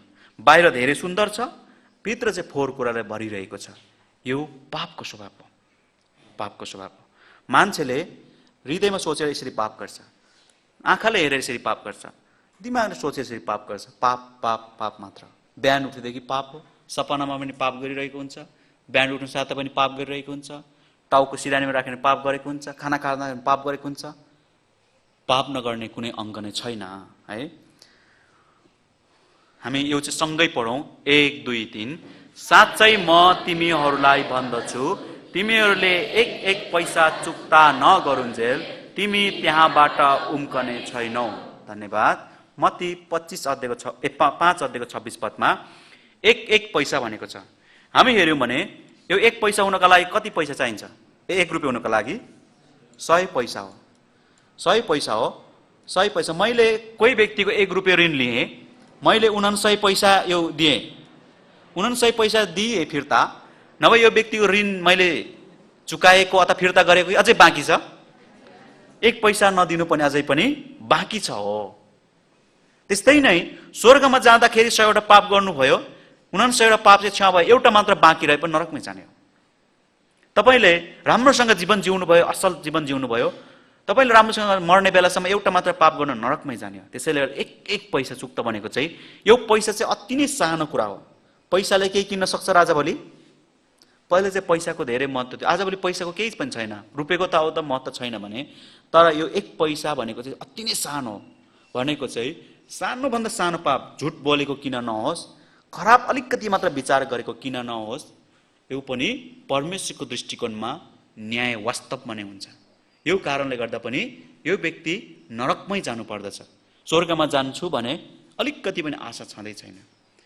त्यसैले गर्दा मत्तीको पुस्तक 5 अध्यायको 26 पदले 1 पैसा चुक्ता नगरुन्जेल भनेको चाहिँ अलिकति सानो पाप बाँकी भए पनि नरकमै जाने। यो वचन कसले भन्नुभएको हो? प्रभु येशूज्यूले भन्नुभएको। प्रभु येशूज्यू झुट बोल्नुहुन्छ? त्यति बेला त मैले जिस्केको पो, तिम्रो क्षमा भइसक्यो भन्नुहुन्छ र? होइन, उहाँले जे भन्नुहुन्छ त्यो गर्नु नै हुन्छ। त्यसैले गर्दा तपाईँले होशियारी हुनुपर्छ। नभए मैले स्वर्ग कसरी जान सक्छु अथवा म स्वर्ग कसरी जान सक्छु? यति धेरै पाप मेरो जीवनमा गरेको छ, उद्धार पाउनलाई अब मैले के गर्नुपर्छ? जीवनमा मैले पाप त अनगिन्ती गरेको छु, बिहान उठेदेखि सुतेसम्म हरेक समय। कति मान्छेले यसरी पनि विचार गर्छ, मैले असल काम गर्नुपर्छ होला पापबाट उद्धार पाउनलाई विचार गर्छ। यदि कोही मान्छेले असल काम गर्न चाहन्छ, विचार गर्छ भने, उदाहरणको लागि यो मान्छे जन्मेदेखि हरेक उसको पाइला नमरेसम्म, यसरी मृत्युसम्म नै, यो च्यानमा पसेसम्म नै एउटा पनि पाप गर्नु भएन। सम्भव छ? तपाईले अहिलेसम्म कुनै एकजना हुनुहुन्छ यहाँ, अहिलेसम्म त पाप नगरी जिएको हो, अब पनि म जिउँदिन त्यसपछि म स्वर्ग जान्छु, यसरी विचार छ? कोही हुनुहुन्छ कि धेरै पाप गर्नुभयो? धेरै पाप गर्यो, यसको मतलब स्वर्गमा जाने एउटा पनि मौका छैन। हामी जन्मेपछि पाप गरेर पापी भएका होइनौँ, पहिला नै पापी थियौँ हामी त। यो चाहिँ तपाईँले उदाहरण मात्र दिएको हो। पहिला नै पापी भएको कारणले गर्दा पाप गरिरहेको छौँ हाम्रो जीवनमा। हामी चाहिँ यसरी बुझ्नुहोस्, हाम्रो बल बुद्धि शक्ति सामर्थ्यले कुनै पनि हालतमा स्वर्गमा जान नसक्ने हो। जे गर्दा पनि हामी स्वर्गमा जान सक्दैनौँ, यो कुरा तपाईँले स्पष्ट थाहा पाउनु पर्दछ। पोखरीमा डुबेर मर्न लागेको मान्छे आफै बाँच्छ होला, त्यहाँबाट छुटकारा पाउँछ होला भन्ने सम्भावना छ? छैन, होइन र? हामी त्यस्तै व्यक्ति हो। ठुलो घरमा आगो लागि भयो, त्यो घरभित्र कोही मान्छे निस्किन सकेन, त्योबाट आफै निस्किन्छ होला भन्ने आशा नगरे पनि हुन्छ। त्यस्तै व्यक्ति हामी, नरकबाट उम्किन नसक्ने व्यक्ति, नरकमा जाने व्यक्तिहरू हौँ। कोही मान्छे मण्डलीमा जाने व्यक्तिहरूले व्यवस्था पालन गरेर स्वर्ग जान्छु भन्छ होला। यहाँ 10वटा व्यवस्थाहरू छ, यो सबै 10वटा कुराहरू एक पालन गर्न सक्ने सम्भावना छ? पालना गर्छ? गर्न सक्दैन। यहाँ हेऱ्यौँ भने म बाहेक अरू कुनै देवी देवता नमान्नु भनेर यहाँ लेखिएको छ। कुनै किसिमको मूर्ति नबनाउनु, त्यसको सामु ननिउरिनु, परमप्रभु आफ्ना परमेश्वरको नाम व्यर्थैमा नलिनु, साबत दिन पवित्र मान्नु, आफ्नो बुवा आमाको आदर गर्नु, हत्या नगर्नु, व्यभिचार नगर्नु, चोरी नगर्नु, आफ्नो छिमेकीको विरुद्धमा झुटो गवाही नदिनु, लोभ नगर्नु। यो पालन गरेर स्वर्ग जान्छु भन्ने व्यक्ति पनि कतिजना हुनुहुन्छ भने मान्छेले यो जीवनमा कहिले पनि पालन गर्न सक्दैन, किनभने यो असम्भव कुरा हो जति गर्दा पनि। गलाती 2को 16मा अलिकति व्यवस्थाको विषयमा विचार गरौँ। र पनि हामी जान्दछौँ व्यवस्थाका कामद्वारा मानिस धर्मी ठहरिँदैन। व्यवस्था भने असल काम गरेर, राम्रो काम गरेर स्वर्ग जान्छु भन्नु चाहिँ उसको लागि मूर्खता हो, किनभने यो सम्भव नै छैन। मान्छेले असल भन्ने कुरा अलिकति पनि गर्न सक्दैन। यो खराब काम चाहिँ हरेक समय उसले गर्दछ। अर्को वचन हेरौँ, गलाती 3 अध्यायको 10 पदमा, व्यवस्थाका कामहरूमाथि भर पर्ने सबै श्रापित छन्, किनकि धर्मशास्त्रमा यसो लेखिएको छ, व्यवस्थाको पुस्तकमा लेखिएको सबै कुरामा नरहने र ती पालना नगर्ने हरेक श्रापित हुन्छ। व्यवस्था काममाथि भर पर्ने भन्न खोजेको चाहिँ उसले सबै व्यवस्था पालना गरेर स्वर्ग जान सक्छ, तर पनि यो मान्छेबाट असम्भव कुरा हो, हुनै नसक्ने कुरा हो। त्यस कारणले गर्दा यहाँ लेखिएको छ व्यवस्थाको पुस्तकमा लेखिएको सबै कुरामा नरहने। 10वटा व्यवस्था छ, यो 10वटा मध्ये 9वटा पालना गर्यो, तर एउटा बाँकी रह्यो भने यो एउटा बाँकी रहनु नै ऊ नरकमा झर्नु हो। यहाँ 10वटा रिङहरू जोडेको छ, यो 10वटा रिङ एउटा मात्र छुट्यो भने यो जोडेको कि छुटेको हो? छुटेको हो। त्यसैले एउटा मात्र नगर्नु पनि व्यवस्था पूरा नगर्नु, सबै नगर्नु अथवा सबै व्यवस्था पालन नगर्नु जस्तै, सबै व्यवस्था उल्लङ्घन गर्नु जस्तै नै हो एउटा पालना नगर्नु पनि। यसरी लेखेको छ बाइबलको पुस्तक याकुबको पुस्तक 2:10 म पछि एकचोटि भन्नुहोस्, किनकि जसले सम्पूर्ण व्यवस्था पालन गर्छ तर एउटै कुरामा चुक्छ भने व्यवस्थाका सबै कुरामा त्यो दोषी ठहरिएको हुन्छ। यहाँ लेखेको छ सम्पूर्ण व्यवस्था पालना गर्छ तर एउटै कुरामा चुक्छ भने, यो अन्तिममा लोभ गर्नु छ नि, त्यो लोभ गर्ने काम मात्र अलिकति चुक्यो भने पनि नरकमै झर्ने हो। यो डरलाग्दो कुरा हो। त्यसैले गर्दा व्यवस्था पालना गरे स्वर्ग जान्छु भनेर यो विचार नगरे पनि हुन्छ, यो हामीबाट सम्भव हुने कुरा पनि होइन। परमेश्वरले व्यवस्था किन दिनुभयो? व्यवस्थाको काम के हो त? गलाती 3:24 यसरी लेखेको छ, व्यवस्था दिनुभएको उद्देश्य यो हो विश्वासद्वारा हामी धर्मी ठहरिन सकौं भनेर व्यवस्थालाई हाम्रो संरक्षण भई हामीलाई ख्रीष्टसम्म डोर्याउने जिम्मा दिइयो। व्यवस्था चाहिँ हाम्रो संरक्षण हो, कहाँसम्म लाने? ख्रीष्टसम्म डोर्याउने काम गर्दछ व्यवस्थाले। व्यवस्थाले पाप क्षमा गर्ने होइन, पाप क्षमा हुने ठाउँसम्म डोर्याउने काम गर्दछ। व्यवस्थाले पाप के हो त्यो कुरा देखाउने काम गर्दछ, तर व्यवस्थाले पाप क्षमा गर्न सक्दैन। यसै कारण व्यवस्थाको कर्मले कोही प्राणी उहाँको दृष्टिमा धर्मी ठहरिने छैन, किनकि व्यवस्थाद्वारा नै पापको चेतना हुन्छ। रोमी 3:20 स्पष्ट लेखिएको छ परमेश्वरले व्यवस्था दिनुभएको उद्देश्य चाहिँ पाप के हो त्यो कुरा जान्नका लागि दिनुभएको। व्यवस्थाले लोभ गर्नु पाप हो नभनेको भए लोभ गर्नु के हो तपाईँ र मलाई थाहा थिएन, होइन र? अहिले नेपाल सरकारले विभिन्न नियमहरू बनाएको छ, सार्वजनिक ठाउँमा चुरोट खानु हुँदैन, होइन र? नेपाल सरकारले सार्वजनिक ठाउँमा चुरोट खानु हुँदैन भन्ने कुरा नियम नबनाएको भए कसले रोक्थ्यो र? खानुहुन्छ अपराध नै होइन, यो विचारै आउँदैन थियो। सार्वजनिक यातायातमा यो अब अझै गलत हो भनेर नियम बनाएकाले गर्दा त्यो सबैले यो गलत हो भन्छ। त्यसरी नै परमेश्वरज्यूले पनि व्यभिचार गर्नु पाप हो, लोभ गर्नु पाप हो, झुटो बोल्नु पाप हो, परमेश्वरलाई बाहेक अरू मूर्तिलाई पूजा गर्नु पनि पाप हो। उहाँले यसै छुट्याएर दिनुभयो व्यवस्था, नियम। त्यस कारणले गर्दा हामीले यो चाहिँ पाप रहेछ भनेर थाहा पाउने हो। व्यवस्थाले पापबाट छुटकारा पाउने होइन, पाप के हो त्यो चिनाउने काम हो। व्यवस्था चाहिँ हामीले पापको बारेमा बताउने काम गर्दछ। उदाहरणको लागि एकचोटि हेरौँ, यहाँ 10वटा व्यवस्थाहरू छ। कुनै देवी देवता नमान्नु, कुनै किसिमको मूर्ति नबनाउनु, परमेश्वरको नाउँ व्यर्थमा नलिनु, साबत दिन पवित्र राख्नु, आफ्नो आमा बुवाको आदर गर्नु, हत्या नगर्नु, व्यभिचार नगर्नु, चोरी नगर्नु, झुटो गवाही नदिनु, लोभ नगर्नु। यो 10वटा व्यवस्था छ। एकजना मान्छेले चाहिँ यो 10वटा व्यवस्थामा सबै पालना गर्यो, तर अन्तिमको यो 10 नम्बरको लोभ नगर्नु चाहिँ पालना गर्न सकेन। राम्रो कुरा देख्न साथै लोभ लाग्छ, हो, खाने कुरा मिठो मिठो देख्न साथै लोभ लाग्छ। यो मान्छे अब कहाँ जानुपर्छ? कहाँ जानुपर्छ? नरकमा। किनभने यो एउटा पालना गरेन, यो एउटा पालन नगर्नु पनि सबै पालन नगर्नु बराबर हो, सबै पालन नगरेको जस्तै नै हो। त्यसैले गर्दा हामी व्यवस्था पालन गरेर स्वर्ग जानु, यो विचार चाहिँ बाइबलसँग नमिल्ने कुरा हो है।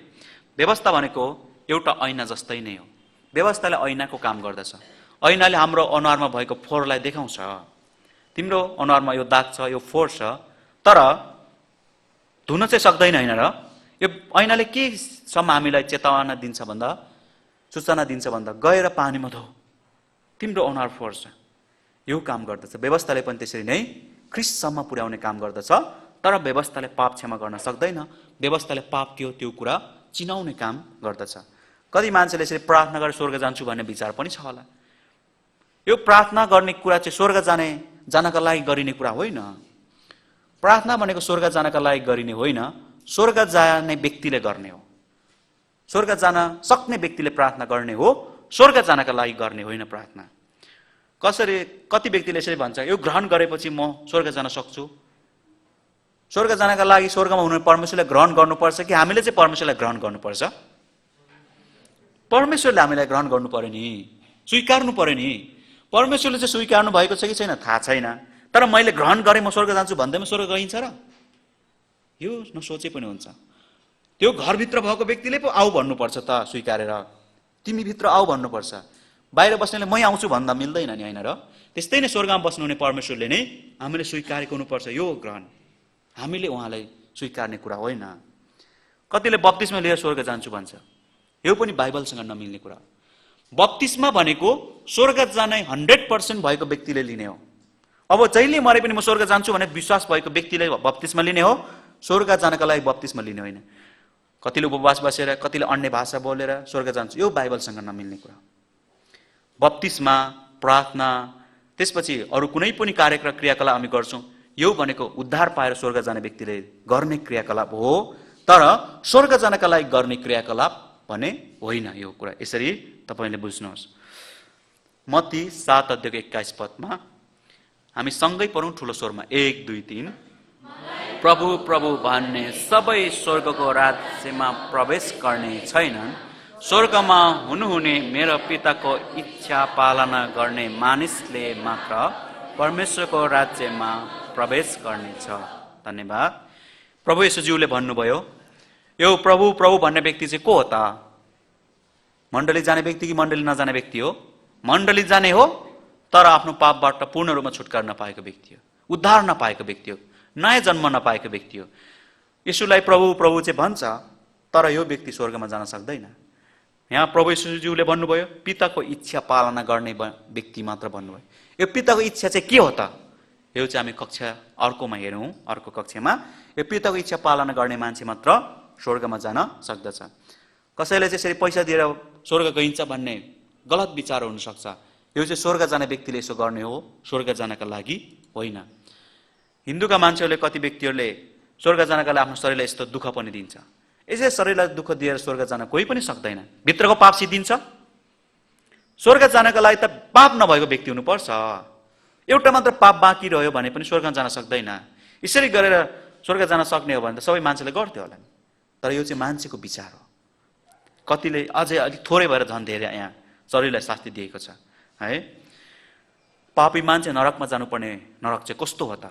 यहाँ लेखिएको छ, म पढ्छु, अलिकति धेरै छ यो वचन। नरकको अवस्था कस्तो छ? यदि तिम्रो हातले तिमीलाई बाधा दिन्छ भने त्यसलाई काटिदेऊ। 2 हात भएर नरकको ननिम्ने आगोमा जानुभन्दा डुडो भएर जीवनमा पस्नु तिम्रो निम्ति असल हो। नरकमा त न किरा मर्दछन्, न आगो नै निप्दछ।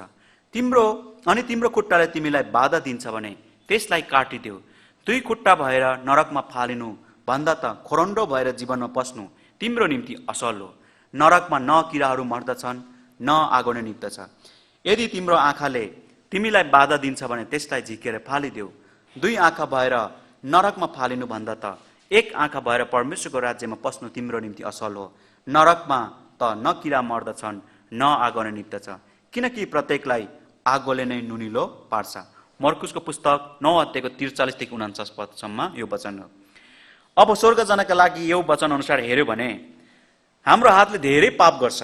यो दाहिने हातले धेरै पाप गर्छ भने यो कारणले गर्दा नरकमा जानुभन्दा बरु यो दाहिने हातलाई काटेर फ्याँकिदेऊ। यो हात नभए पनि स्वर्गमा जानु तिम्रो लागि राम्रो हो। यो आँखाले धेरै पाप गर्छ हेरेर बरु यो आँखाले निकालेर फ्याँकिदेऊ। यो आँखासँग नरकमा जानुभन्दा यो आँखा बिना स्वर्गमा जानु असल हो भन्नुभयो। नभए तपाईँको कुन कुन अङ्गले बढी बढी पाप गर्छ एकचोटि विचार गर्नुहोस्।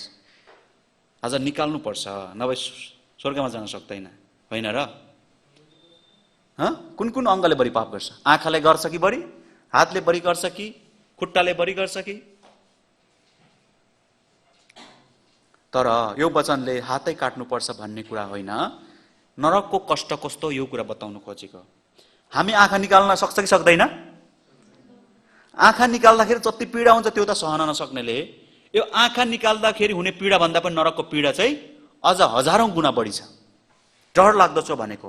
त्यस कारणले गर्दा संसारमा भएको एकजना पनि व्यक्ति नरकमा जानु हुँदैन भने प्रभु येशूज्यूले यो भन्नु खोज्नु भएको कुरा। हात काट्न जति पीडा छ त्यो भन्दा पनि हजारौं पीडा चाहिँ नरकमा बढी छ। यो वचन कसले बोल्नु भएको हो? प्रभु येशूज्यूले हो। झुटो हो? होइन, सत्य हो भने विश्वास गर्नुपर्छ। हो, ठिक हो, यो कुरा सत्य हो। नरक डरलाग्दो ठाउँ म जानु हुँदैन। एउटै कुरा 3 चोटि दोहोरिएको छ यो भित्र, एकचोटि हेर्नुहोस् त के रहेछ। नरकमा त न किराहरू मर्दछन्, न आगो नै निप्दछ। नरकमा न किराहरू मर्दछन् न आगो नै निप्दछ, नरकमा त न किरा मर्दछन् न आगो नै निप्दछ। यति थोरै यो अनुच्छेदभित्र एउटै कुरा 3 चोटिसम्म दोहोरिने कारण किन? यो अति नै महत्त्वपूर्ण भएको कारणले गर्दा। कुनै पनि कुरा पटक पटक दोहोऱ्याउनु भनेको चाहिँ यो अति नै महत्त्वपूर्ण हो भने बुझ्नुपर्छ।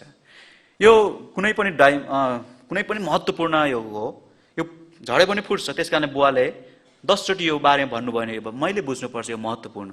तर त्यति साधारण यो प्लास्टिकको भने चाहिँ बुवाले भनिरहनुहुन्न, झडे पनि फुट्दैन, तर महत्त्वपूर्ण भएको कारणले गर्दा पटक पटक भन्नुहुन्छ। त्यसरी नै नरक वास्तवमा नै डरलाग्दो ठाउँ हो, त्यहाँ कोही पनि जानु हुँदैन, हाम्रो लागि बनाएको ठाउँ होइन। त्यसैले गर्दा प्रभु यीशुले नरकको बारेमा यसरी बताउनु भयो। हरेक मानिस मरेपछि परमेश्वरको न्यायमा यसरी उभिनै पर्छ। उसले जन्मेदेखि नमरेसम्मको हरेक पापहरू यसरी देखिनेछ। एक पापहरू तपाईँले भुल्नुभयो होला, मैले के बोलेँ के गरेँ, तर परमेश्वरको अगाडि यो कुरा कहिले पनि सिद्धिँदैन। परमेश्वरले राखिदिनु भएको छ र त्यो व्यक्तिको ठाउँ यो ठाउँमा यो हो नरक चाहिँ। यो ठाउँमा जहिले पनि आराम छैन, त्यो ठाउँमा दिनरात कराएर चिच्याएर जिउनु पर्दछ। यो हो नरक चाहिँ, आगोको ठाउँ हो, बाइबलले भन्दछ। एकचोटि नरकको पीडाको बारेमा बुझ्नको लागि यो आगोले पोलेको मानिसको भिडियो हेरौँ। योभन्दा पनि नरक चाहिँ अझ डरलाग्दो पीडा भएको ठाउँ हो। नरकमा यस्तै हुन्छ।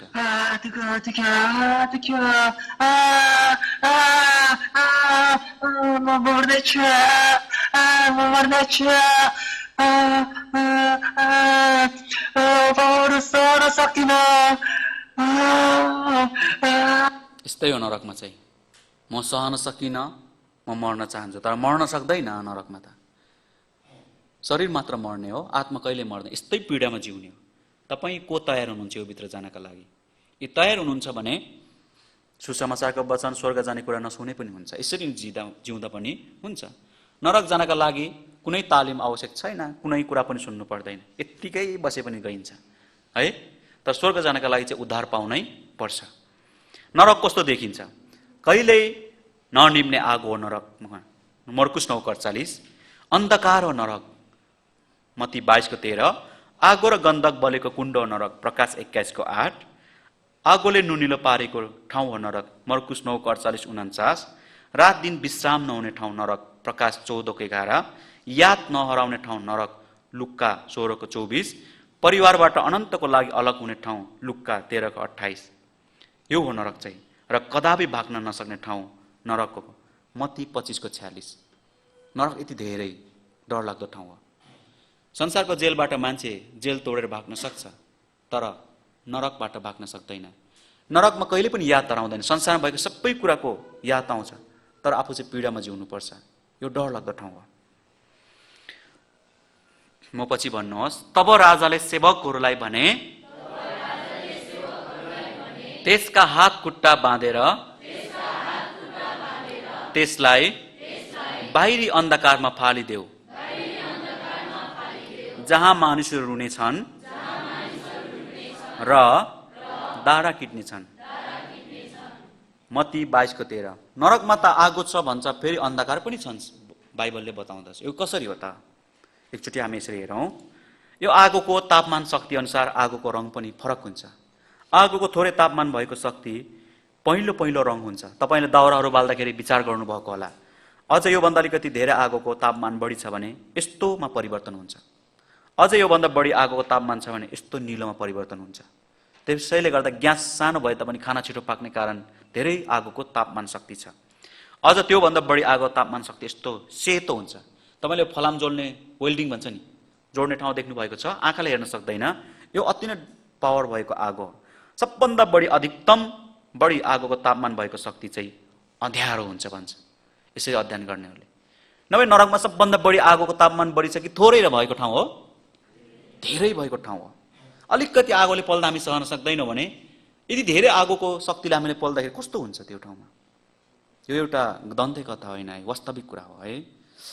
एकचोटि म यो न्यायको विषयमा देखाउँछु, न पापीहरूको न्यायको विषयमा। एकचोटि हेरौँ। तब मैले एउटा ठुलो सेतो सिंहासन र त्यसमाथि विराजमान हुनुहुनेलाई देखेँ। उहाँको सामुन्नेबाट पृथ्वी र आकाश भागेर गए र तिनीहरूका निम्ति कतै ठाउँ पाइएन। मैले ठुला र साना सबै मृतकहरूलाई सिंहासनको सामुन्ने उभिरहेको देखेँ र पुस्तक खोलियो। अर्को एउटा पुस्तक पनि खोलियो जो जीवनको पुस्तक हो। ती पुस्तकहरूमा लेखिएका कुरा मुताबिक तिनीहरूका काम अनुसार मृतकहरूको हिसाब भयो। समुद्रले त्यसमा भएका मृतकहरू दिइहाल्यो अनि मृत्यु र पातालले पनि तिनीहरूमा भएका मृतकहरू दिइहाले। तिनीहरू प्रत्येकले आफ्नो आफ्नो काम अनुसार हिसाब भयो। मृत्यु र पाताल अग्निकुण्डमा फालिए। यो अग्निकुण्ड दोस्रो मृत्यु हो। जसको नाउँ जीवनको पुस्तकमा लेखिएको भेटाएन त्यो अग्निकुण्डमा फालियो।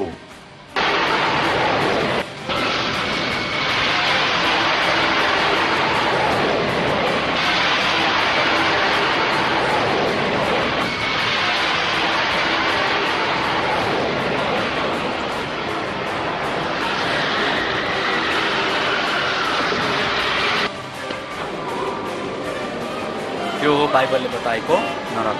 यस्तै नरक।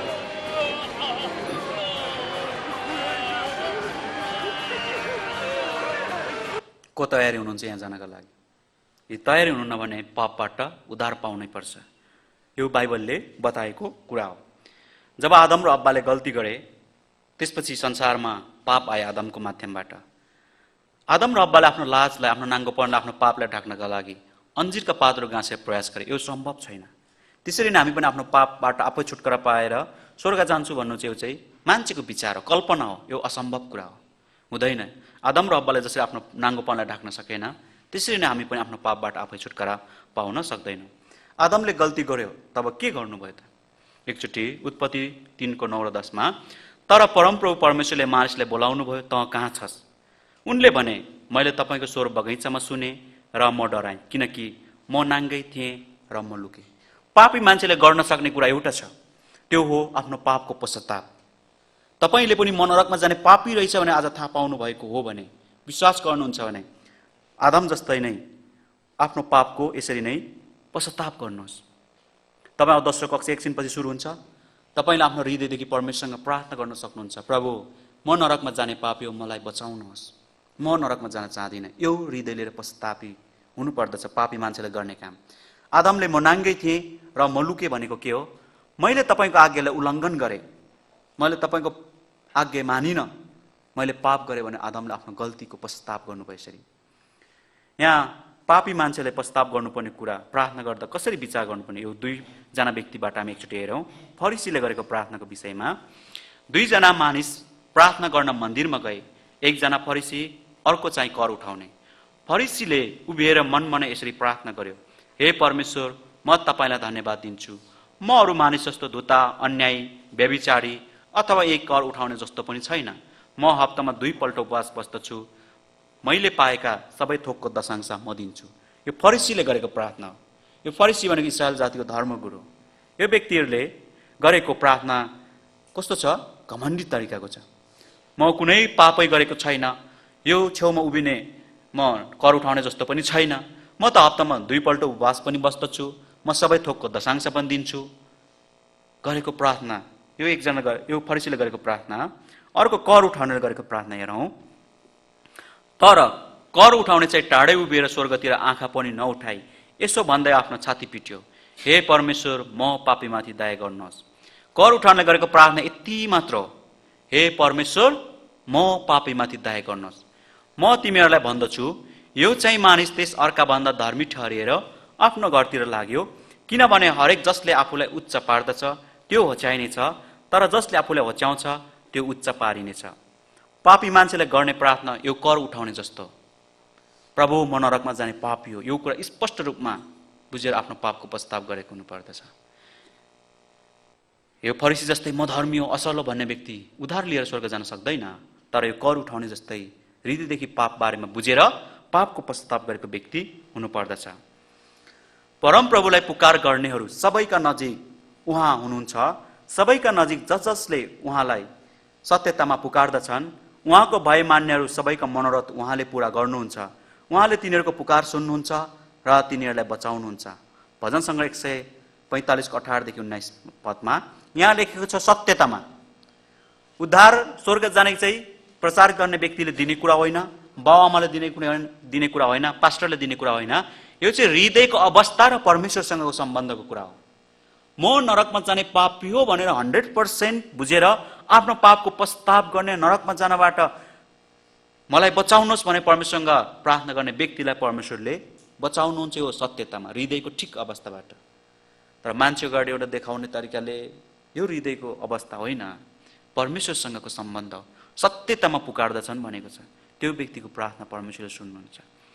तपाईँ पनि यदि म नरकमा जाने पापी हो यसरी भनेर बुझ्नुहुन्छ भने, विश्वास गर्नुहुन्छ भने, तपाईँले परमेश्वरसँग आफ्नो हृदयदेखि नै प्रभु म नरकमा जाने पापी हो, मलाई नरकबाट बचाउनुहोस्, मलाई बचाउनुहोस्, यो हृदयदेखि नै आफ्नो पापको पश्चाताप गर्नुहोस्। आउनुहोस् हामी प्रार्थना गरेर कक्षा अन्त्य गरिनेछौँ। एकछिनको आरामपछि फेरि दोस्रो कक्षा सुरु गर्नेछौँ। अनुग्रही परमेश्वर पिताजी हो, धन्यवाद छ यो मौकाको निम्ति। कक्षा 5 को वचन हामी अध्ययन गर्न सहयोग गरिदिनु भयो। पाप के हो, पापीहरू कहाँ जानुपर्छ, यो कुरामा हामीले बुझ्ने मौका दिनुभयो। यहाँ हुने दाजुभाइ दिदीबहिनी जो उद्धारको निश्चित छैन, यदि पापको विषयमा बुझ्नुभएको भने पश्चातापी हृदय लिएर सुसमाचारको वचन सुन्न सहयोग गरिदिनुहोस्। अब एकछिन हामी आराम गर्नेछौँ। केही समयको आरामपछि फेरि हामी दोस्रो कक्षामा भेला हुन सहयोग गरिदिनुहोस्। धन्यवाद सहितको प्रार्थना प्रभु येशूको नाममा चढाउँछौँ। आमेन। धन्यवाद सबैलाई। जय मसीह। एकछिन आरामपछि फेरि सुरु गरौँ।